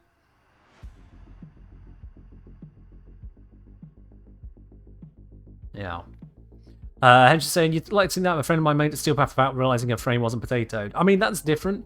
You can mod within 30 capacity, or with, what's that, 44, 46 in some cases. You can mod within that capacity pretty handily to deal with the entirety of the star chart. And then Steel Path will slap you down. But weapon modding, you can't get away without at least trying to mod it. You just can't. How about Kickins' Azores? Should a new player have maxed out standing before Steel Path? I don't think that's required, no. It's nice to have, absolutely. But to consider Steel Path locked behind that would be an unfair requirement to put onto a player that doesn't want to engage with that part of the game too much. Plus, it requires figuring out how the modular system works and understanding the ins and outs of it. And that is just a whole ordeal in itself, for a set of weapons which are staunchly mid-tier these days. Like, there are some Zor weirdy schmeedy things you can pull off, most of them resolving around Exodia Contagion, which, by the way, a new player is not going to have access to. Not unless they somehow perfectly land exactly the requirements during a seasonal event as a new player. Most likely they're not going to have access to Exodia Contagion. And buying it at the moment, how much does a max Contagion go for, I wonder? Exodia Contagion, if I click the correct thing, maxed out 100 Platinum. That's a bit much to ask. That is a bit much to ask. So yeah. Greg saying I need to get a higher MR so we get the late sum, which is the only thing that's keeping you from getting it. Oh, that is a fair point. What is the MR on the late sum? Late sum's MR requirement is 14. That is definitely a point to consider there. Okay. Fair point, Tom. Yeah, Exodia Contagion doesn't need to be ranked up to get the value from it. A unranked one is 15 Platinum. That is absolutely valid. And if I'm suggesting something like Primary Dexterity, where a maxed out one of these is about 15 Platinum, yeah. That does put it much more manageable, doesn't it? Maybe pointing out easy ammo points could be more useful. I feel like that's more of its own video, really, at that point. Someone who is trying to approach Steel Path doesn't need to be taught where they can get mastery. I feel like that's something that needs its own video and should be a lot sooner. Also, D have supposedly improved on that. Or was that to be improved? Because yeah, it used to be something like this, the Attica 125 Platinum. It used to be that there was purchase was the button, but now it's view details, which takes you to the fuller screen showing purchase or blueprint. This is a bad example because you now have to go to Patenno Lab Dodo room, and I still say that having just the Platinum prices here and not saying blueprint available or something like that, I still think that it's got to be some kind of old school design trap designed to get people spending Platinum that they don't need to. That just, it still feels wrong to me that a new player with a couple weapons in their arsenal will open up the options, and then the next thing they see is just, hey, have a look at all these Platinum things you can spend. When I saw that for the first time, I nearly wrote off Warframe entirely. Whenever someone asks me when did I start playing Warframe, I say it was around the time that Wisp came out, but truth be told, I created my account a long time before then, and this is what I saw. I saw very easy missions. Missions where I wasn't even trying to be good, I was just cutting through the enemies, because level 1, they are paper thin. The missions were very quick turnaround, and when I went to have a look as to what else I could use, I was bombarded by spend Platinum now! And having witnessed things like, every gacha game in the world, or every mobile game in the world, I should probably expand that too, that did not fill me with confidence. I had a look at the buy Platinum page. I'm going to do that right now, in fact. In my country, if I wanted to get enough Platinum for the Astilla, that 240 Platinum there, I couldn't get the 170 Platinum bundle. Nope. I would need to get that plus the 75 bundle to get just about enough Platinum. I can't buy 240 Platinum. I would have to buy 2 separate packs to get 245 Platinum. And that would set me back $6.99 and $3.99. Let's translate to real numbers. That would set me back £7 and £4. 11 quid, no discounts because I'm a new player. 11 quid to get this one weapon. That's what I would see as a brand new player. That's what I did see and nearly gave up on Warframe. But that's not someone who's entering Steel Path seeing that. That is definitely its own video, effectively apologizing for DE's. One of their few instances of predatory design, quite frankly. This is... I don't think anyone could reasonably say the Astilla is worth £11. Shit, a 75% discount still would not be a reasonable rate for the Astilla. It wouldn't. Just straight up not. Yeah, Ductile, I don't like that there isn't just a sliding bar for how much platinum you want to buy. If I were to design a currency like this, firstly, I wouldn't want to do it that way. I would just have a wallet. Theme wallet works. Why can't we just have wallets to disguise what's actually being used there?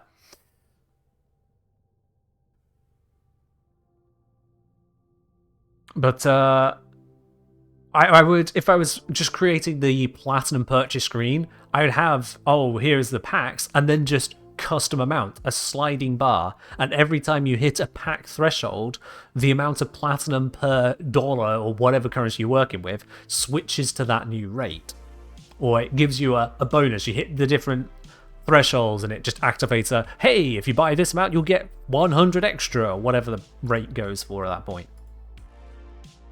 So if you wanted to purchase 240 platinum, I would drag the slider along to 240, and it would give me the rate for that.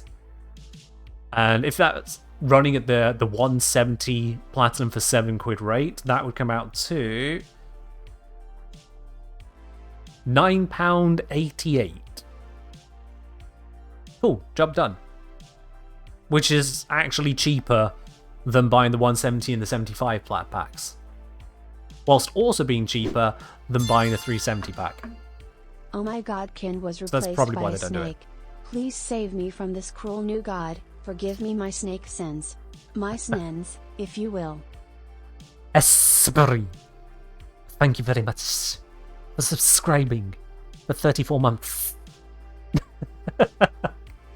Much appreciated, dude. Thank you very much for re-upping that there. Don't worry, I will return as and when I am satisfied with the camera setup in the room. But for now, it's a whole bunch of boxes behind me to try and reduce the echo in here. Yeah. Logono saying, did you ever watch Markiplier's video on Warframe? Watch it. They had him mention that you could buy stuff for creds instead of plat so much. When you say they had him mentioned it, do you know that was them making him, or just he focused on that to try and reassure people? Yeah. How long do they keep Prime Access available? It stays available until the next Prime comes out, usually about 3 months. Usually.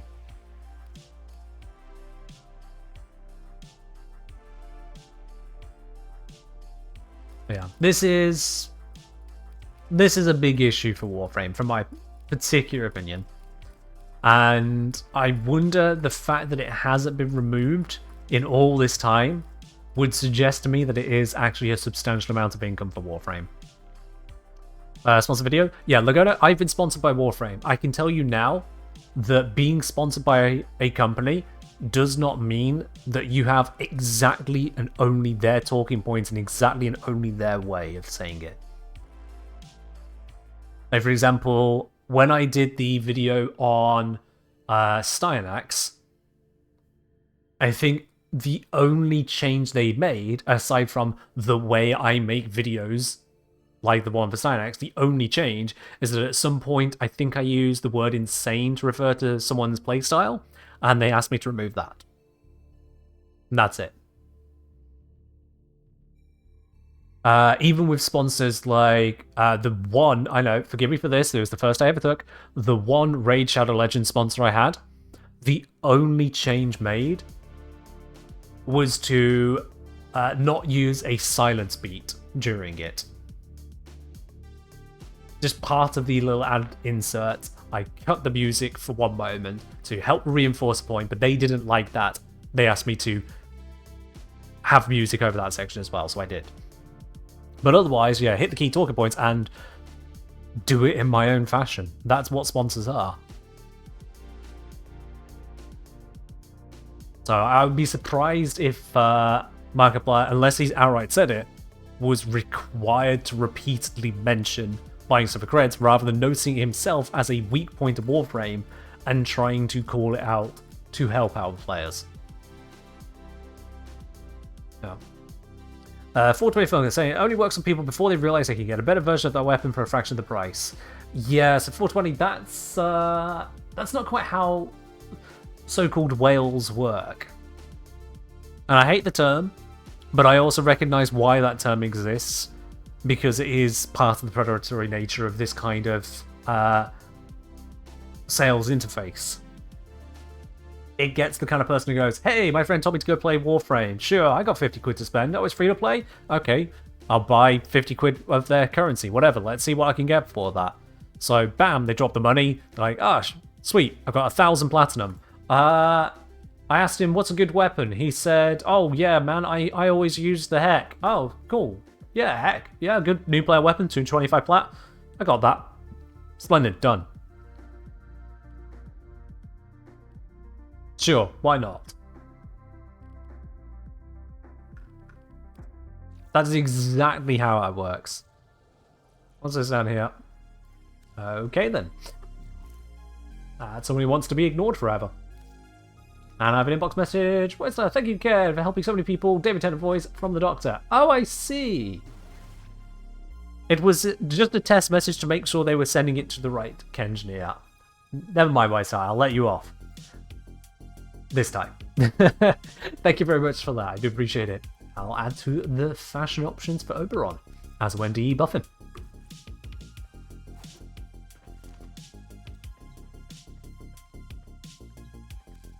There you are. The market is one of the weaker spots in terms of Warframe's interface and the way it displays things. Once you know how to navigate it, it's fine, but it is getting over that bottleneck. Knowing that you can hide the ones without blueprints, the Warframes and weapons like. That in itself is so big. Chrisinic, thank you very much for subscribing with your Prime. Welcome into the channel proper and enjoy your lovely blue sub badge and all the other bits and pieces that go along with that. Welcome in and cheers. Dr. Steve, so I had to get your profile because I forgot the profile command was an actual thing. Aww. Yeah, it is indeed a thing. Also, fun fact, you can not only do that, but you can do that even if someone is offline. But you can also, at the same time, verify you've got the correct Kengineer by this simple accolade right here. It's actually kind of funny, the number of times people ask, oh my god, are you the real one? I was like, first of all, you're asking the person, yes or no, are they the real one? If it was a fake Kengineer, assuming such a thing even exists, are they at that point then going to tell the truth and come clean? Second, you can just check the profile. Didn't know the accolade was a thing? I mean, valid. Absolutely valid. At the same time, it's the only verification that is there in game. Otherwise, how would you know who you're speaking to?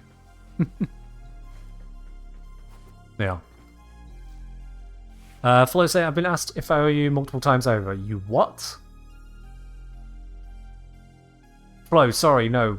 Run that one by me again. Because that doesn't make sense.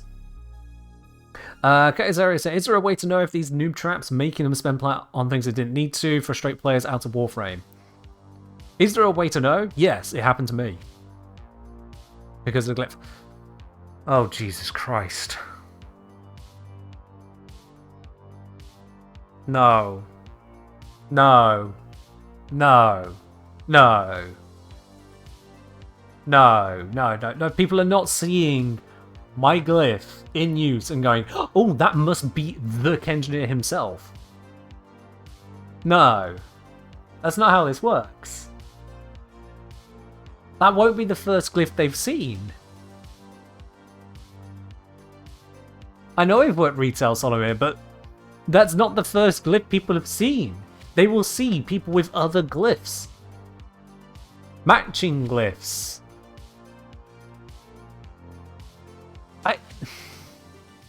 No!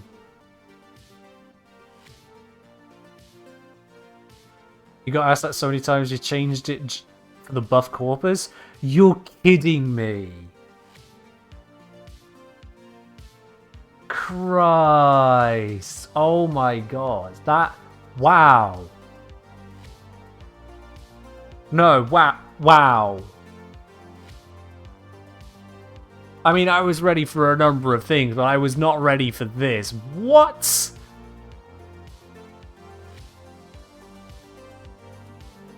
I mean, obviously I wouldn't notice myself, because if someone asks, are you the real Kengineer? I'm like, well, yeah, I am. You notice how the account's called the Kengineer and the Accolade on the profile if I really need to convince them. But... to read that someone's been asked if they're the Kengineer enough times you've decided to change your glyph to something else is staggering to me. And not only this, here's a little fun fact for all of you out there. Outside of making squads with Stream or Discord, if I've just gone into public missions, still to this day, I have never, ever seen someone using my glyph. Not in a public mission, not in a mission made from a squad through recruiting chat, not when trading with people. Not once in all this time have I come across a random person using my glyph. It has always been through Stream or Discord. Not once.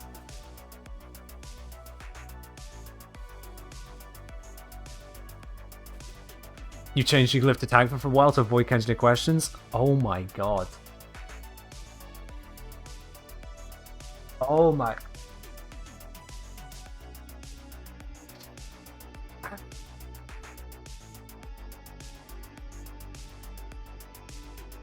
That's, Yeah, no, this... I've not got anything for this one. This one's broken me. That's broken me. I know my glyphs are out there. I know people are using them, absolutely. It's just... people are staking me for Drusus. Honestly, that's people who just can't hear the difference between two different British accents. That I can get.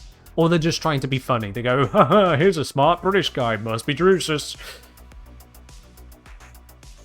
At that point, the difference between stupidity and trolling is impossible to detect. But people are asking you if you're the real Kengineer for having my goddamn glyph? Just... No, you've broken me. That's...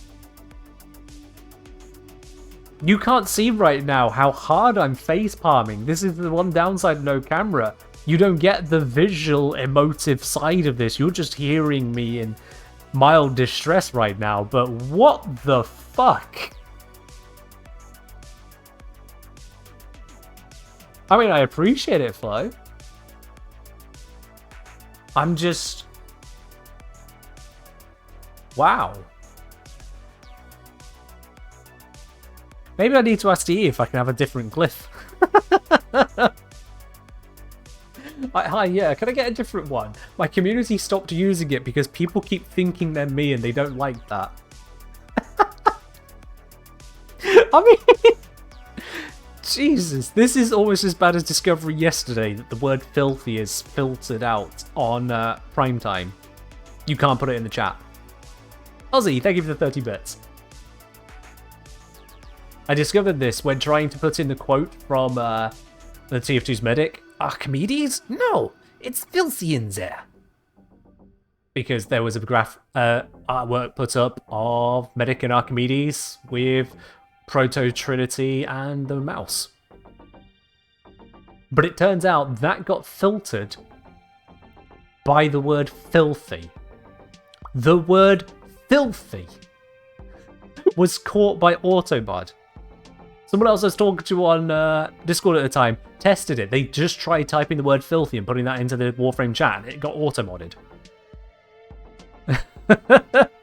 And that is still less ridiculous than people believing anyone with my glyph must be me.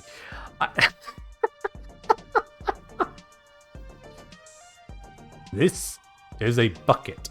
Yes, Doctor, yeah. No. There's more. Dear God. To be fair, that word is filthy. It is true, yeah. Yeah, it's like if someone's feeling down and you want to cheer them up, you just say plethora to them. They'll always be happy because it means a lot. Yeah. Thanks for the pop flow. Ah, Christ. Explains why you didn't see the quote in the chat. Yeah, honestly, yeah. I wonder how many people tried typing that very same quote, got auto-modded, and couldn't send another message for a whole minute because of slow mode, after which point the streams moved on. I wonder just how many people tried typing out that quote or some variant of it.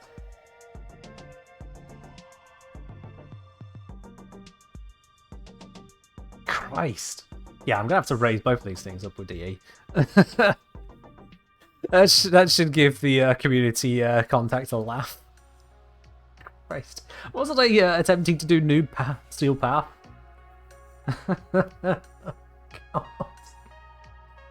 Alright, this is currently set as a blast. What the hell happened in my life to make that happen? Ew. No. Would we just go bog standard heat viral, like... Maybe if I don't break that first, I can... what am I doing? No, that, like that, like that. There we go. This in here. Yeah, there we are. Alright. Only using Rev for a beginner version? That's right, yeah. Otherwise I'll be using Rev Prime. Absolutely. Let's downgrade Shred. Actually, wait, it's Nasruk. Why do I need Shred on here? What the hell? This isn't... I suppose it affects the normal mode. Was that what I was testing? What the fuck did I do with this config D in the past? Christ. Yeah, no. Fire rate, please. There we go. That's, yeah, anyway. Ears are playing tricks on you? Okay. Also, by the way, you mentioned ignoring random DMs in games. Is it okay to DM when asking for advice or build, such as long as it's within the limit of common sense? No, it's not okay. Because here's the thing, is that if everyone started DMing me for build advice, I would get nothing else done if I actually tried responding to that. Straight up wouldn't happen. The people who get the best build advice are either people that send them when I'm asking for them, because if you just send me a building game and ask me to help you out on it, I'm probably 9 times out of 10, 99 out of 100 just going to go, no, I'm doing something else right now on this stream. Or if you send it through on the Discord to the viewers build channel, because there are plenty of people there who love talking about builds and will happily help you out. They know just as much, if not more than me, on a lot of these different weapons and frames.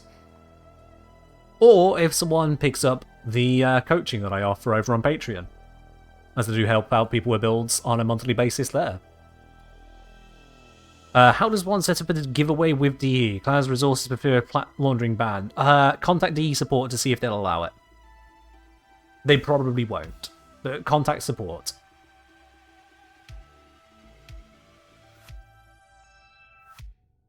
Yeah, that should have the basic body for a heat viral approach. Don't know if heat viral is the correct way to go about this, but we can roll with it.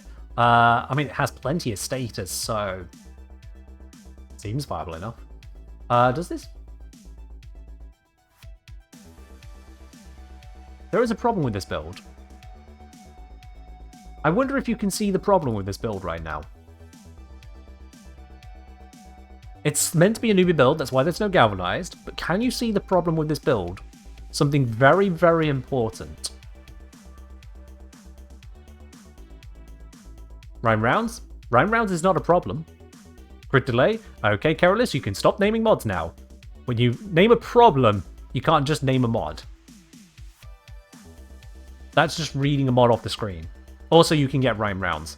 No arcane, meant as a newbie. Max rank Serration, valid. A noob might not have that fully ranked up, but just get good. Now, I'm talking about the build. Kaizari, congratulations! You're the first person to notice. No multi-shot. There was no multi-shot on it. No crit damage? Congrats, 420 You are blind. Yeah, for a newbie build, that's important. That's 90% more damage outright, and all the other bits and pieces that comes with. Yeah, that's kind of a big deal. just a little bit of an improvement. There we go. Alright, so now swap out Grimoire. Now, the Grimoire is a bit of a touchy one, because invocations and canticles don't just drop into your inventory, you have to get them. Wouldn't noobs mistake reload speed for natural draw speed? See, here's the thing, is that I'm not acting like I'm an idiot, just someone with lower access to mods. Why not Galvanize? Because they would need to both obtain and fully rank it up for it to matter. We're looking at someone who has just hit Steel Path. If you've just hit Steel Path, you've also just hit Arbitrations, so you won't have that. You should work towards it, but I want to see how it feels without it. So yeah, as I say, the Grimoire is going to be a bit of a one on this one, because they're basically just not going to have the mods that make the Grimoire interesting. So I don't think we want to think about the Grimoire at all here. We could have a look at other secondaries. We could certainly say, yo, you could absolutely get hold of a kit gun. That is completely reasonable. Kuvanukor, attainable. If a bit awkward for someone who is struggling with Steel Path, but, you know, attainable. Mods from Mirror Defense, specifically the Murmur one. Yeah, we can point them in direction of various other weapons. And Latum MR14, but it's a thing. Epitaph Prime while unvaulted. I don't want to focus on a prime weapon. The reason I was looking at something like the Grimoire is because it is universally available. You will have a Grimoire if you have access to Steel Path. Unless you are on a legacy account which had access to Steel Path before Whispers of the Wall came out, you have a Grimoire. Whereas none of the other weapons are so guaranteed. Latum is accessible for MR14 and above. Epitaph Prime is accessible if it's not vaulted. It takes away options. And I know that Sevagoth Prime and his weapons are going to be around for a while, but it's going to rotate out. Furious, terrible without the Incarnate. So that just doesn't work. However, it does give you a sub, apparently. Mirrorly, thank you very much for gifting a sub over to Keros there. Cheers.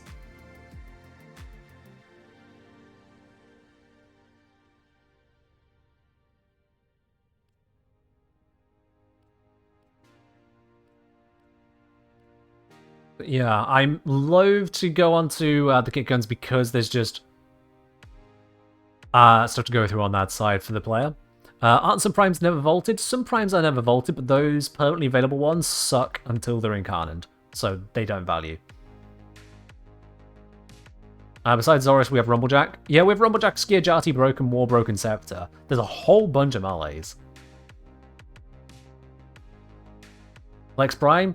Lex Prime really is not that good without the Incarnate. It's really not. Certainly not in the hands of a new player to Steel Path.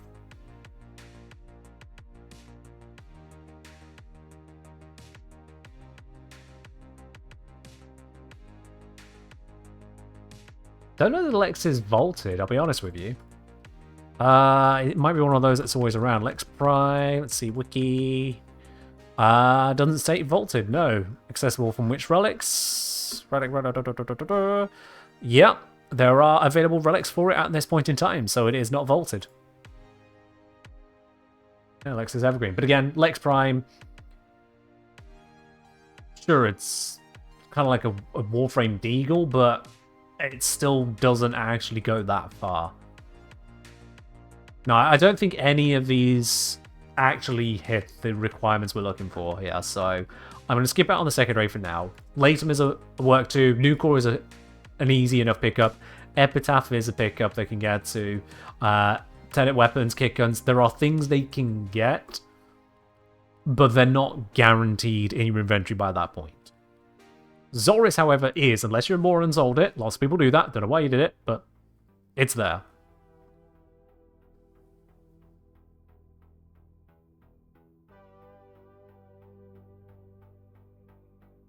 Kick-gun, Latum, Grimoire, probably your top 3 choices. I mean, Latum, which your MR14 is just the correct choice for someone who's struggling on Seal Path at that stage. Prior to that, it would probably be kick guns. Spore Lacer especially is very nice. There you are. So, let's have a ganders. I think this was one I'd set up previously as the whole approach. Now, I am considering look at something other than volatile quick return, because although that blast radius increase is nice,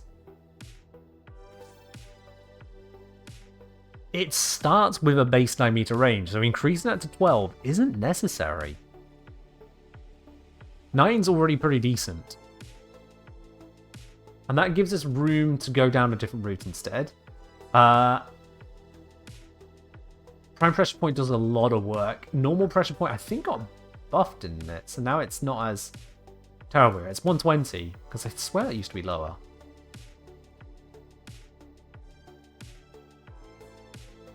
Keep it in mind, they just came to Steel Path. Would they have Jade mods? Jade mods?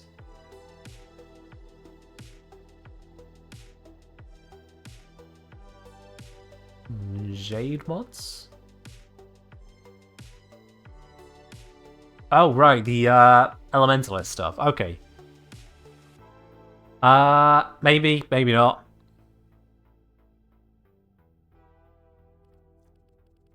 Hard to really say, but let's see. On this, we've got our wind-up speed, we've got a crit enhancement, which is going to double up.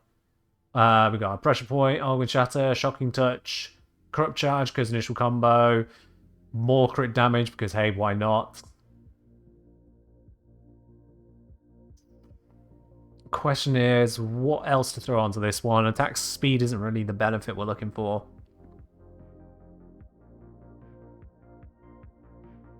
They do have access to Sacrificial Steel. It's going to be expensive to rank up, but it is certainly an option.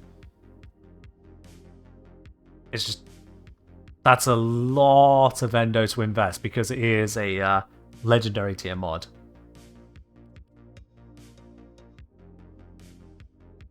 Same reason I'm bringing down Prime Pressure Points. Much you can trade for it. Just a lot of investment. And again, that's part of the line of drawing, part of the problem of drawing the lines is like, well, if you say someone can trade, then they can just have anything they damn well please. So, you know, where does one draw the line? How much trading is acceptable? If they can't trade, how accessible are the items? This is part of the issue I have on making these kinds of guides, is what line is acceptable enough. If I take it too low, cutting out a lot of options, you get people going, oh, that's unrealistic, a player can easily trade just a few prime parts and get themselves 20 plat in a jiffy. I put it too high and allow a lot of things, people go, oh, I don't want to spend 300 platinum on something that will help me in absolutely every way forever and will make my account just so much more good. I want to struggle. Like, there's no please in it. So trying to find that middle line, where does one sit with it? And it ain't easy. It ain't easy.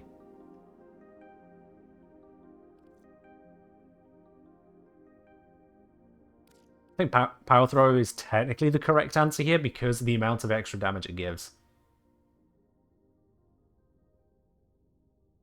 And it should be accessible enough, I think. I'm going to check that. I've made this mistake before now. I'm like, oh, this is accessible. Then it turns out it really isn't. Power Throw. Acquisition. Oh yeah, it's just some spy missions have it. That's fine. Yeah, no problem. Amalgam Organ Chatter. Is that reasonable to have at this point? Also, I'm conscious of the form account here. We're on 3 former and already down to 9 capacity. So take it off 2 former down to 1 former left. We would fit this at the moment. Amalgam will push us into 2 former territory, I think.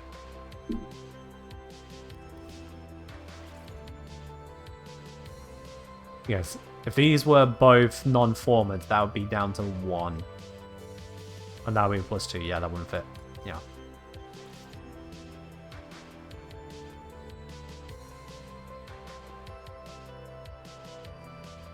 Besides, the only thing it does for us here is increasing the wind-up speed. Killing Blow's already doing that, so it's not a benefit really to think about.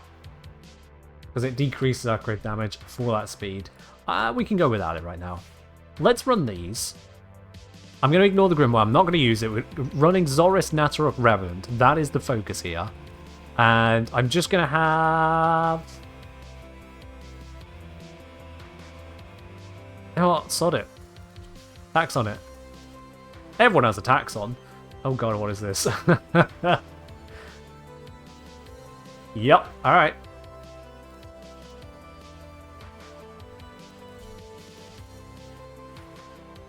Ew.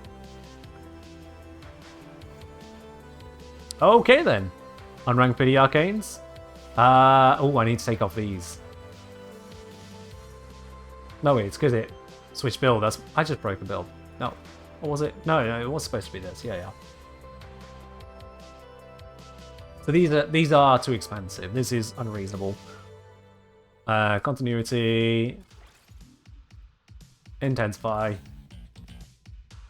There we are. I know that these are effort to obtain, but that's acceptable. Not exactly doing a lot for us here. What single level arcanes can I throw in here? I mean, even Arcane Aegis is technically a bit much to ask.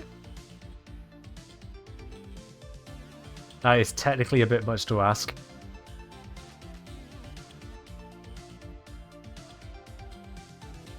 You know, I'm just going to leave them out. Better that than trying to figure out, ooh, what random arcane might some new player have? No, everyone's going to have the same, so we'll just skip those. What about Eidolon Arcanes? Accessible, but also not accessible. So, nope, just going to skip it. Straight skip. If we're not going to use powerful ones, we might as well use none. How badly does this fare on the very first mission?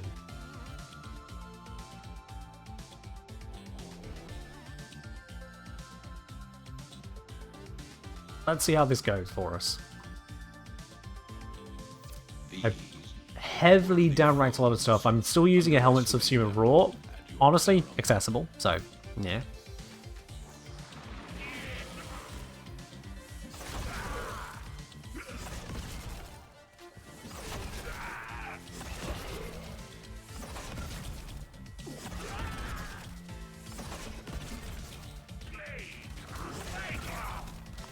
Well, Zoris is doing Zoris things, at least. Assisted by Artax on Taxon.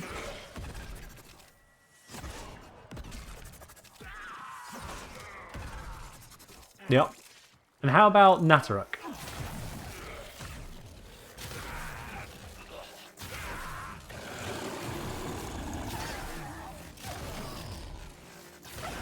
And I haven't even used Raw yet.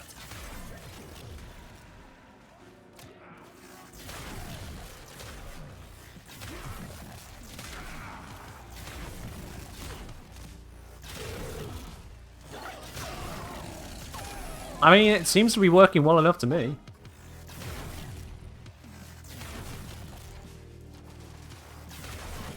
Those Hellions can be a pain in the ass for normal tanks.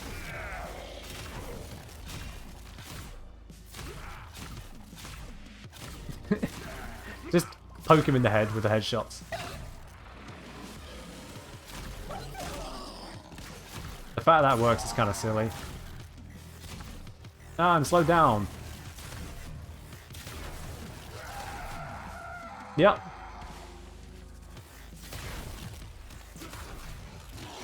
That should just kill him through status effects. Yep. Why the long cast speed? Because that's what it is at the moment. You want to see the Acolyte fight? That could be interesting. Yeah, we'll see how that goes.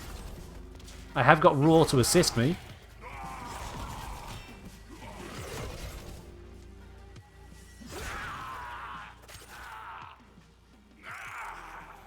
I just let him bleed out there.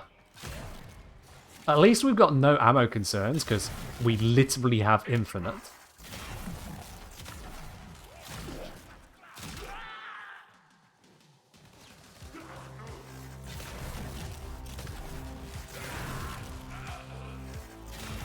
I've noticed that the heat procs are actually increasing the lifespan of my Mesmer skin, because the heat procs in combination with Taxon's slowing effect, the enemies are actually not attacking me as much as they could. This reduces how many of my charges they're burning through.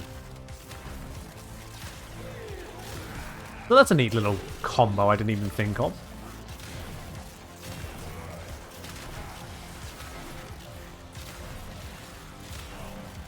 Oh, that ran out at an awkward time.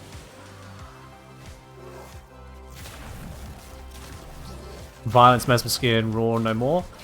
If you see that it's Violence arriving, you back the fuck up. That is the counter to Violence. Back the fuck up. And then you win. Violence is only dangerous up close. He's not got any really scary ranged weaponry, so you just move. Or kill him really quickly because he takes a moment to activate it. But backing up is the better choice if you're not that good.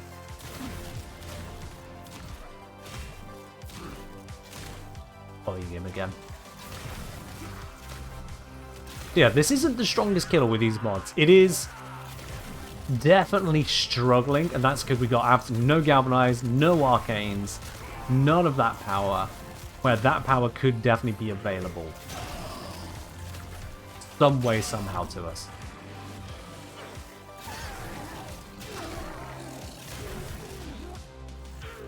Getting those Steel Path Arcanes, getting the Arcane Adapters, very, very important.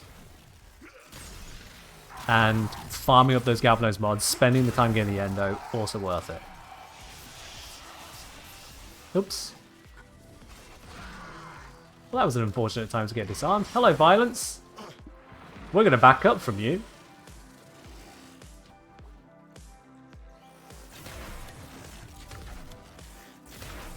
Don't know where his shields went. And he's dead. You see? Back the fuck up. It works. It's a viable strategy. Granted, this is solo. The Acolytes are weaker solo than they are in a squad. That's just DE doing DE things again. Hidden difficulty. Yeah, because this is a slow draw heat focus. It works with the status resistance they have, because we put on a few big hits. That gets the job done. Acolytes are weak in solo? Yeah, they are. Well done. We'll get to extraction. A number of enemies have the same effect. Like, for example, the Archons, they are weaker solo as well. EDA, I think, just has different modifiers, solo versus in a group.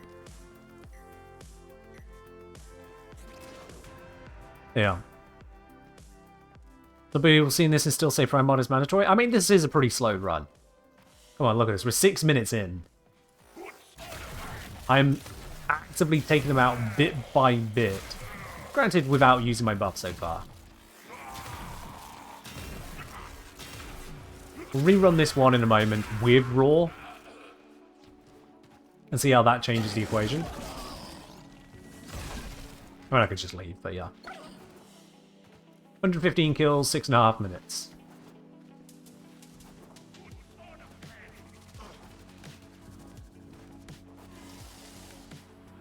As you conquer the foe, Let's roll that up. so you conquer yourself. Would it benefit you to mod the Zoris for the element the enemy is weak to, in this case corrosive, or is electric better and stronger? Actually, you can technically do both. The Zorus is a forced electric proc on the heavy attack, so you're always going to get those electric procs, and Corrosive uses electric modding, so long as you are using electric mod alongside the toxin mod, you're still going to be increasing the power of those electric procs.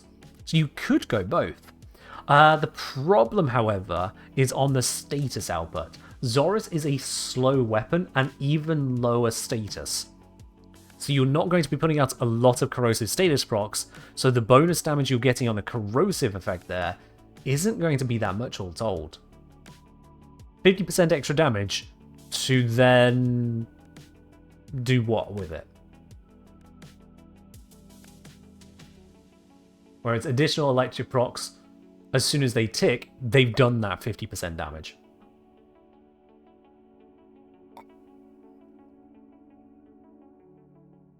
So yeah, you can go corrosive, but you might not find it actually an improvement. Certainly because you're spending a mod on toxin damage, which you could spend on a different type of stat, like critical damage or pure damage. Yeah. Alright, let's give that one another run there. Let's just roll it through again. This time add the raw to it, see if it feels a lot better. A little bit better. Oh wow, this shows how old this Revenant is. I've got a freaking Syndicate sigil on it. Low rank influence, so maybe it resets faster. The reset is nothing, Garrulist. Why would you care about it resetting faster? Are you advertising this as a positive, negative? I can't tell.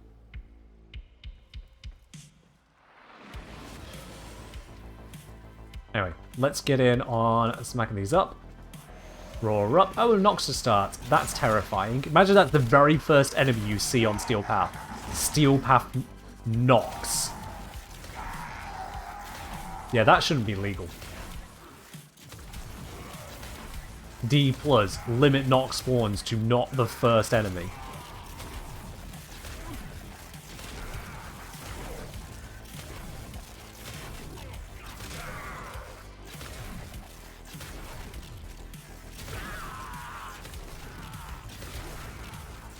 This seems to be handling pretty well.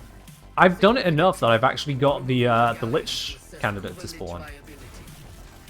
That's kind of surprising, really.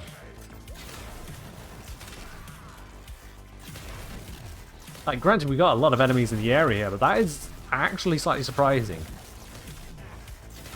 Newbie build on Steel Path. Enough to have the Lich candidate.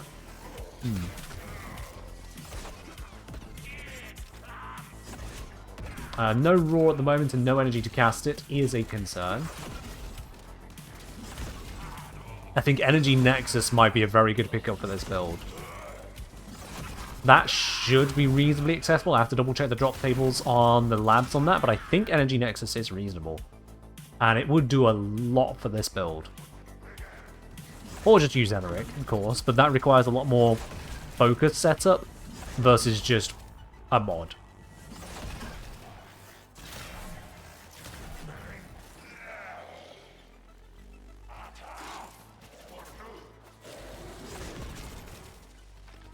Kara saying, more times applied, more status right. Sorry, Carolus, I want you to actually type this out. This is going to be one of the few times I welcome a paragraph in Twitch chat. I want you to type out to me how you think melee influence actually works with regards to why a shorter duration on it is a positive thing. Walk me through this one. Well, I mercy kill, because mercy kills are a thing, and this bow really helps those out.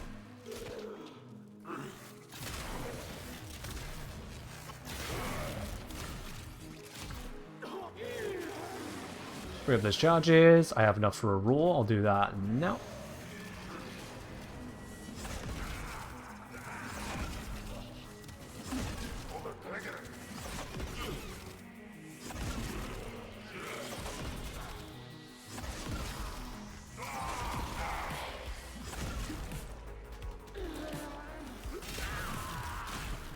Yeah. Zorus works, but like, Natrix's more satisfying. Let's be real.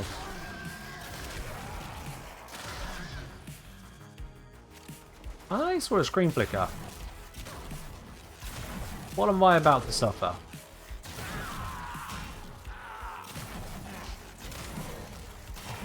Apparently nothing. Okay.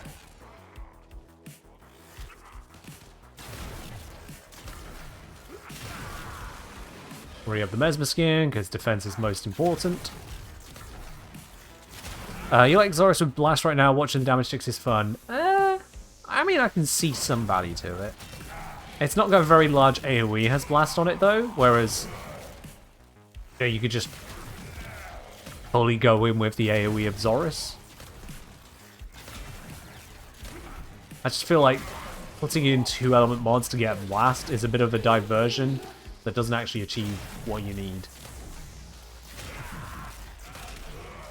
Alright, so Keris thought it was like get electric, then apply all melee elements to enemies in range, and if low duration, a thing would happen again after another electric proc. No, so when melee influence turns on, it doesn't spread all elements only then and then go on cooldown, Keris. No. This is what you are misunderstanding. When that activates, for the duration, every melee elemental proc you inflict spreads. All of them. Constantly. So a lower rank means that once that time's out sooner, you then need to get a new electric proc and new trigger chance to hit. Hey, goodbye, Torment. But that's a bad thing. Does that make sense? Or have I misunderstood your misunderstanding? Because something's wrong at the moment.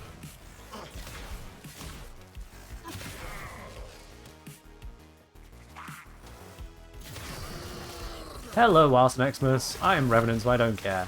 Now you are dead. You have broken their ranks and they are on the run. Yeah, a little bit quicker, but energy management has limited how much quicker I could get this. Also, far fewer kills for that quicker. Yeah, energy management, definitely a thing.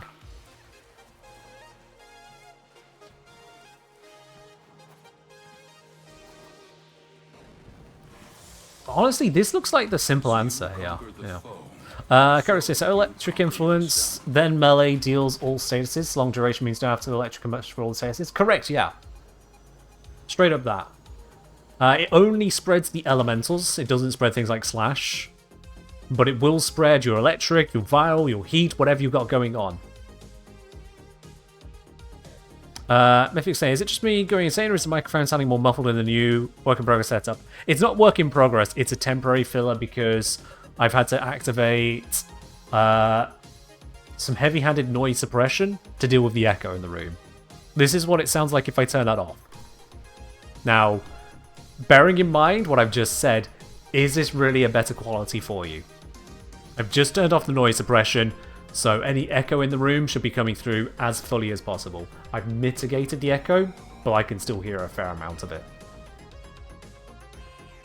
Now let's turn that back on. Normally I don't run the noise suppression because it does impact the voice quality, trying to cut out any potential background sounds. But yeah. Yeah, influence when it's active just constantly spreads those status. So if we have a look at this here, if I were to be using melee influence on the Zorus right now, when it activates, that is 18 seconds of every single elemental proc the Zorus puts out gets spread to all enemies within 20 meters, and the heavy attack has guaranteed electric procs, so we're guaranteed on every enemy in range of the explosion to then spread those same procs to every other enemy in the explosion. There's one enemy in there, there's one electric proc. 2 enemies, both of them get 2. 3 enemies, all 3 of them get 3, and so on. Dark just saying, honestly, I thought it was a different sized room that's changing the tone of your voice. Had no idea it was a program.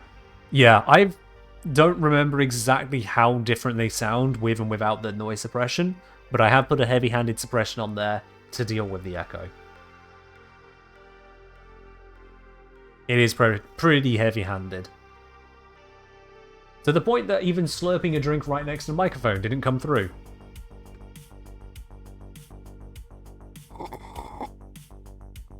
Although it came through there, so I think people might have been a little bit near.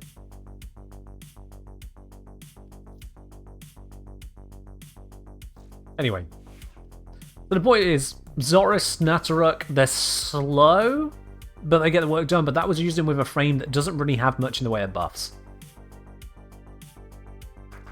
As I'll say, I've heard conflicting things. Get Equilibrium from Vor's Prize now. Let's have a look at that, shall we? Equilibrium on the wiki. Acquisition.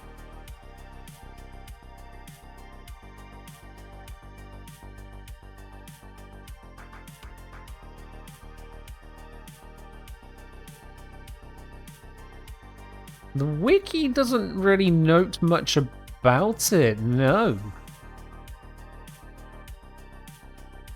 But it might be on the Vor's Prize page instead.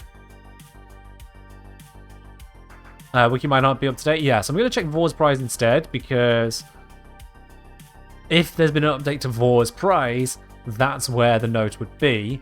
So if I go there and then drop down to rewards... Is there not a reward section? Oh yeah, rewards is over there. Burst and Blueprint, Orbiter Segments, some credits. Control F, Equilibrium, nothing of Equilibrium. So the wiki's not got it on either page there, yeah. Maybe mods codex? Well, we can see if the codex might actually be helpful for once. Oh, here we are.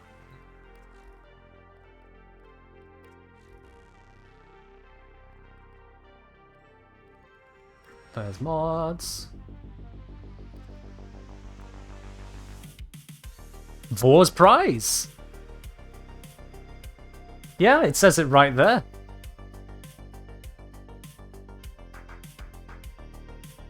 The codex was helpful for once, kind of.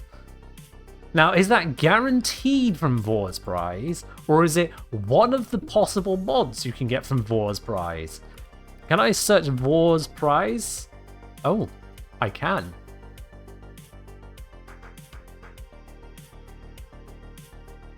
Do you get all of these mods from Vor's Prize?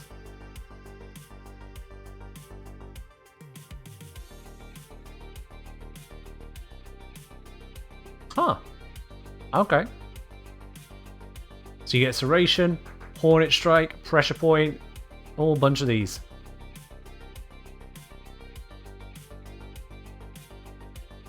That's great, because I remember going for a while not having Hornet Strike as a new player. I remember that being a genuine pain point that I finally got there. I was like, why was this one so much rarer than Serration? I had like dozens of Serrations and no Hornet Strike. Because I just obviously not fought the right enemies for it to drop. Interesting. I was not aware of this.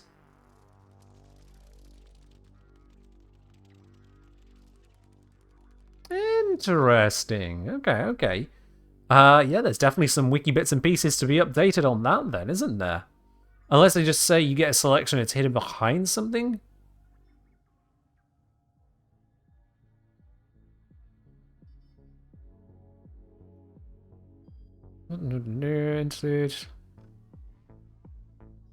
Face off.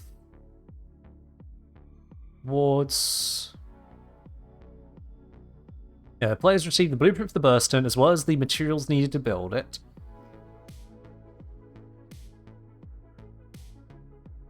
You get some walkthrough of a couple things, sure.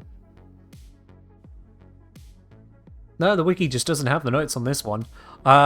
In the patch notes, objective markers, transmission, tutorials, spawning.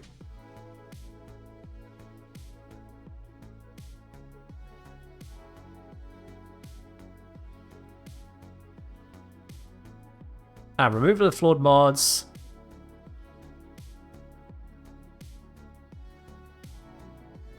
As a result, remove the flawed mods from Vor's Prize and replace them with the normal variants. I suppose, yeah, if we got flawed Equilibrium before, I guess that must have been it. I guess.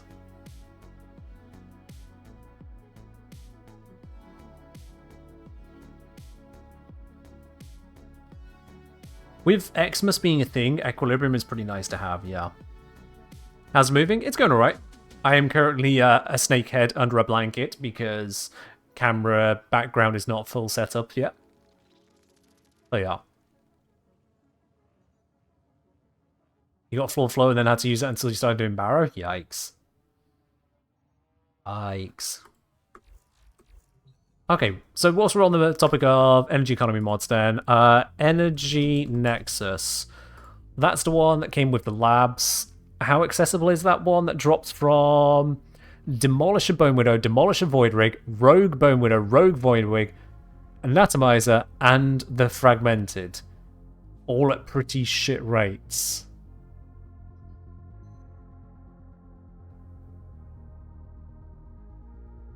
But should be reasonably accessible if you're playing over there, I guess. Because you'll have to do all of the nodes to unlock Steel Path anyway. So you will have fought some Demolishers, you will have fought some general Void Rig, Bone Widow rogues, and you'd have fought Anatomizers. I feel like that should be attainable. I mean, how many Energy Nexus do I have? I mean, I've got 13 of them. Is there anyone here who's completed all 5 normal modes of the labs who doesn't have Energy Nexus? I'm already started Void Rig? Oh god, no. No, these don't go on that. These go on Warframes.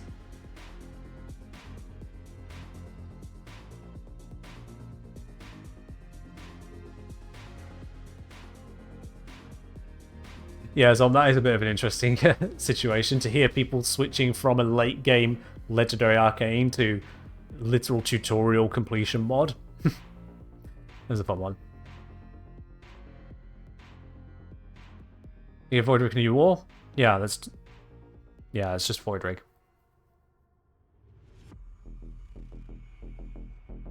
So I hear what you're saying about Nexus being pretty late on, but that's the thing, is that so long as it is early enough that someone should reasonably have access to it, then they get it. You have to farm Rogue Necromex for New War? No, you don't. No, you don't need to. You can completely construct a Void Rig without ever doing an ISO Vault. I cover this in my latest guide on farming Void Rig.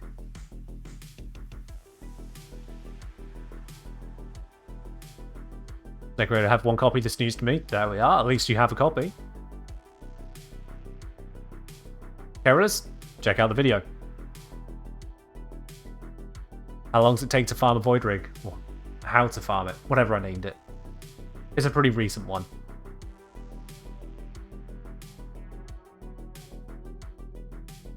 Yeah,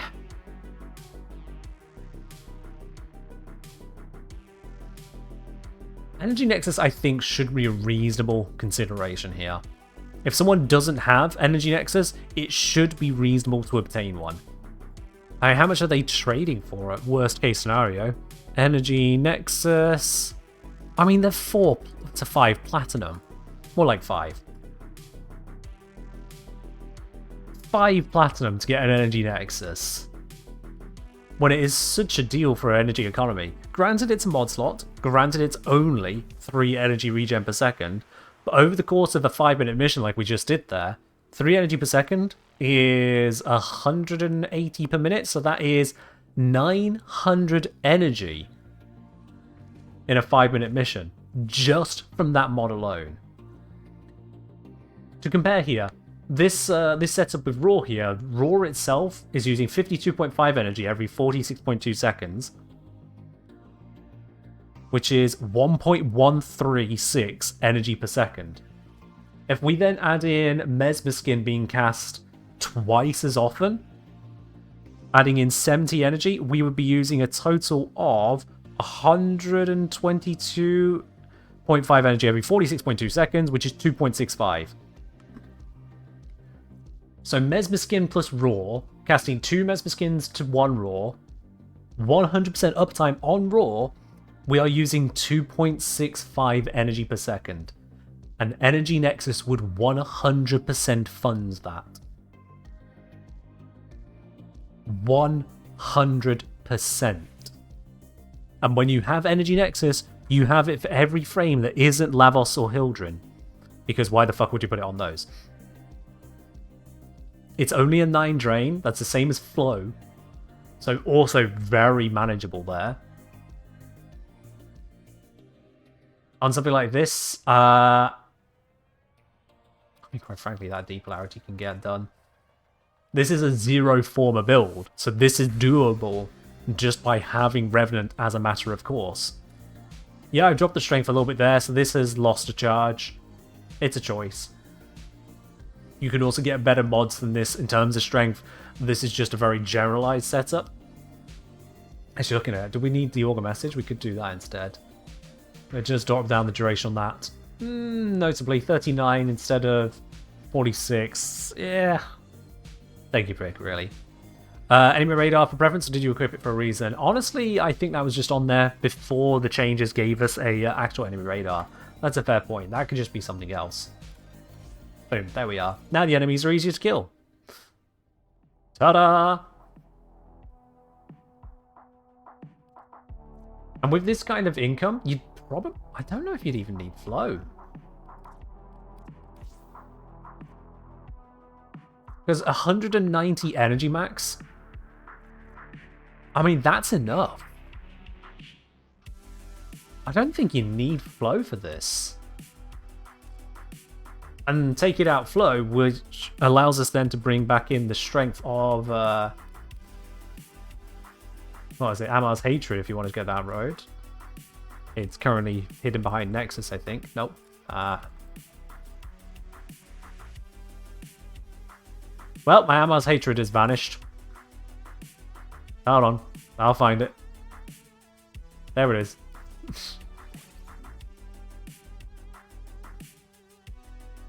Yeah, I can save a little capacity there. Starting energy is currently at 125. Zero former.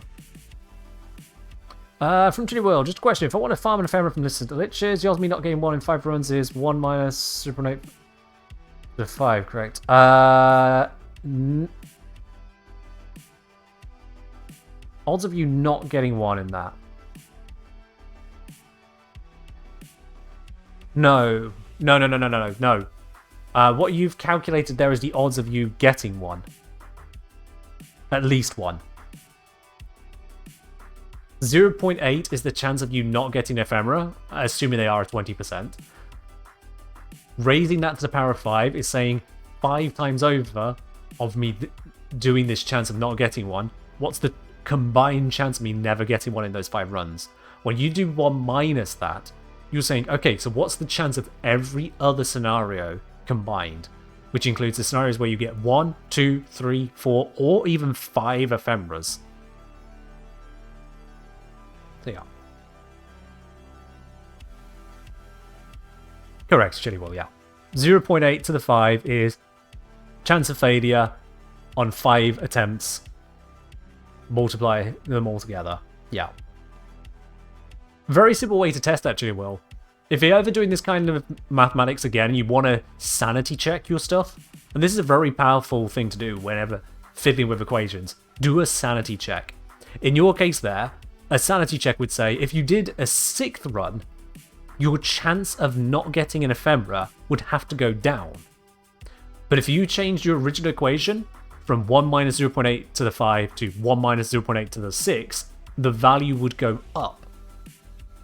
And that sanity check would tell you this has to be wrong.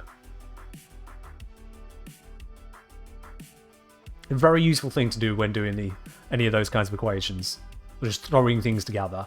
Run a sanity check. Usually points out where the issue is. Usually. Could we sacrifice Stretch? I like having Stretch for the extra range and Raw to share with allies, but you absolutely could. It does also impact then the width of your Reeve and the range you can cast in through all that. Having a general utility is nice to have, but you can absolutely sacrifice if you wanted to. And pop it in for pretty much whatever other useful stat exists. What I would say is not going for tank stats, focus on actually keeping up the Mesmer skin. One way or the other. Grandpa saying, a new player obviously has Umbral Intensify, assuming using regular mod to save on Endo. Pretty much Endo and the mod capacity, effectively, because they'll start with this at half rank, which is what, 22% strength, I guess? Or 25-ish, maybe? Rather than the 30. I mean, it's just not worth slotting it at that point. It's just not. But you absolutely could have the better one on there. This is more a demonstration of capability rather than trying to min-max a new player setup. Because take that phrase and realize just how insane it sounds. A min-max new player setup doesn't exist. It physically cannot exist. We're just looking at something that is more approachable. Yeah. Newbie maxing? Yeah. It just doesn't work. It's like asking for the highest 0 damage in the game. It's 0. Went to make coffee, got super distracted. What's going on? What's going on is we're running a platinum raffle. Exclamation mark ticket if you've not already done so in the chat. Claim yourself a ticket and give yourself a chance to win it. We'll be doing that draw in just a moment. No PSF? No PSF, no. Is Energy Nexus that approachable? Yes. You get the labs before you get Steel Path. You have to complete all 5 lab missions to get Steel Path. Do you have to follow and stuff? I mean, I would like it if you follow the channel. That would be great. But no, the winner can be anyone. If you grab yourself a ticket and you're not banned from this chat, you absolutely could be the winner.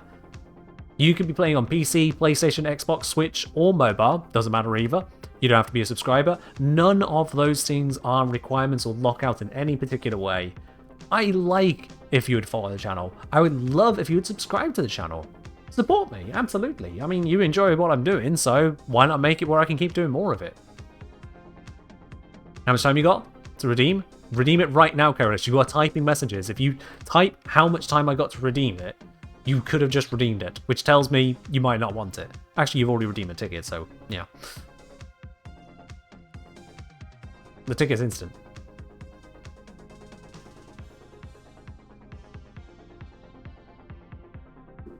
Anyway, I'll give you all just a moment left on that. I think that means redeem the win. Oh, sorry. Right, yes. In the event that you are the winner, which congratulations, I will be sending a DM here on Twitch to your account, so make sure your DMs are open. You have 24 hours to claim that. If you do not claim it within 24 hours, then, well, tough titties. It's lost. Yeah, nice try, Ronaldo. You don't get 5 tickets. When I say you can claim a ticket, I am using the singular intentionally there.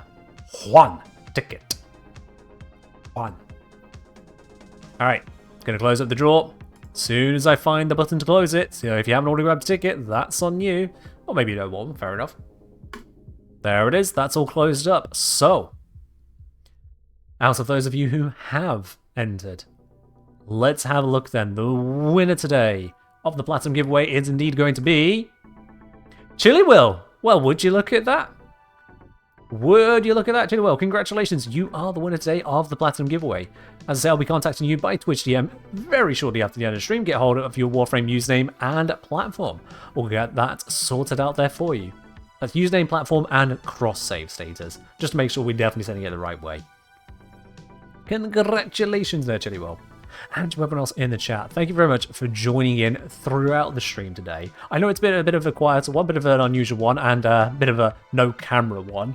I intend to get that resolved as soon as possible, but as I say, right now, dealing with the echo is my primary concern, because if you can't see my face, okay, you miss out on a little bit of that. If the sound sucks, you don't want to watch the stream. That's just a fact of life. For those of you that would be here, there are plenty of people that wouldn't be for bad audio. So I'm actively trying to work on that. But in the meantime, that is where we are wrapping up this one right now. So I think it's about time that we raid on over to another part of the Warframe community. Let's have a look to see where we can raid into. Audio's most important part? It really is, yeah. I know my audio is far from perfect, even when before I moved. But it's still better than many, let's be real about it. Better than many. Does a snake make Ken a VTuber today? Nope. It's not bouncing around, it's not animated anyway, it is just an overlay, a placeholder to say camera goes here. Just today it hasn't. Well, let's see, who can we raid on into? We went to Mactix pretty recently, and we went to Ghoul. So... Oh, no sympathy's going. Yep, there we are. That's an answer right there. We can head on over to him. Alright, the raid is up and running, everyone. So, once again, thank you very much for joining in. And I will see you in the next one, which should, of course, be on Sunday. Be your absolute best selves, and take care. Bye-bye.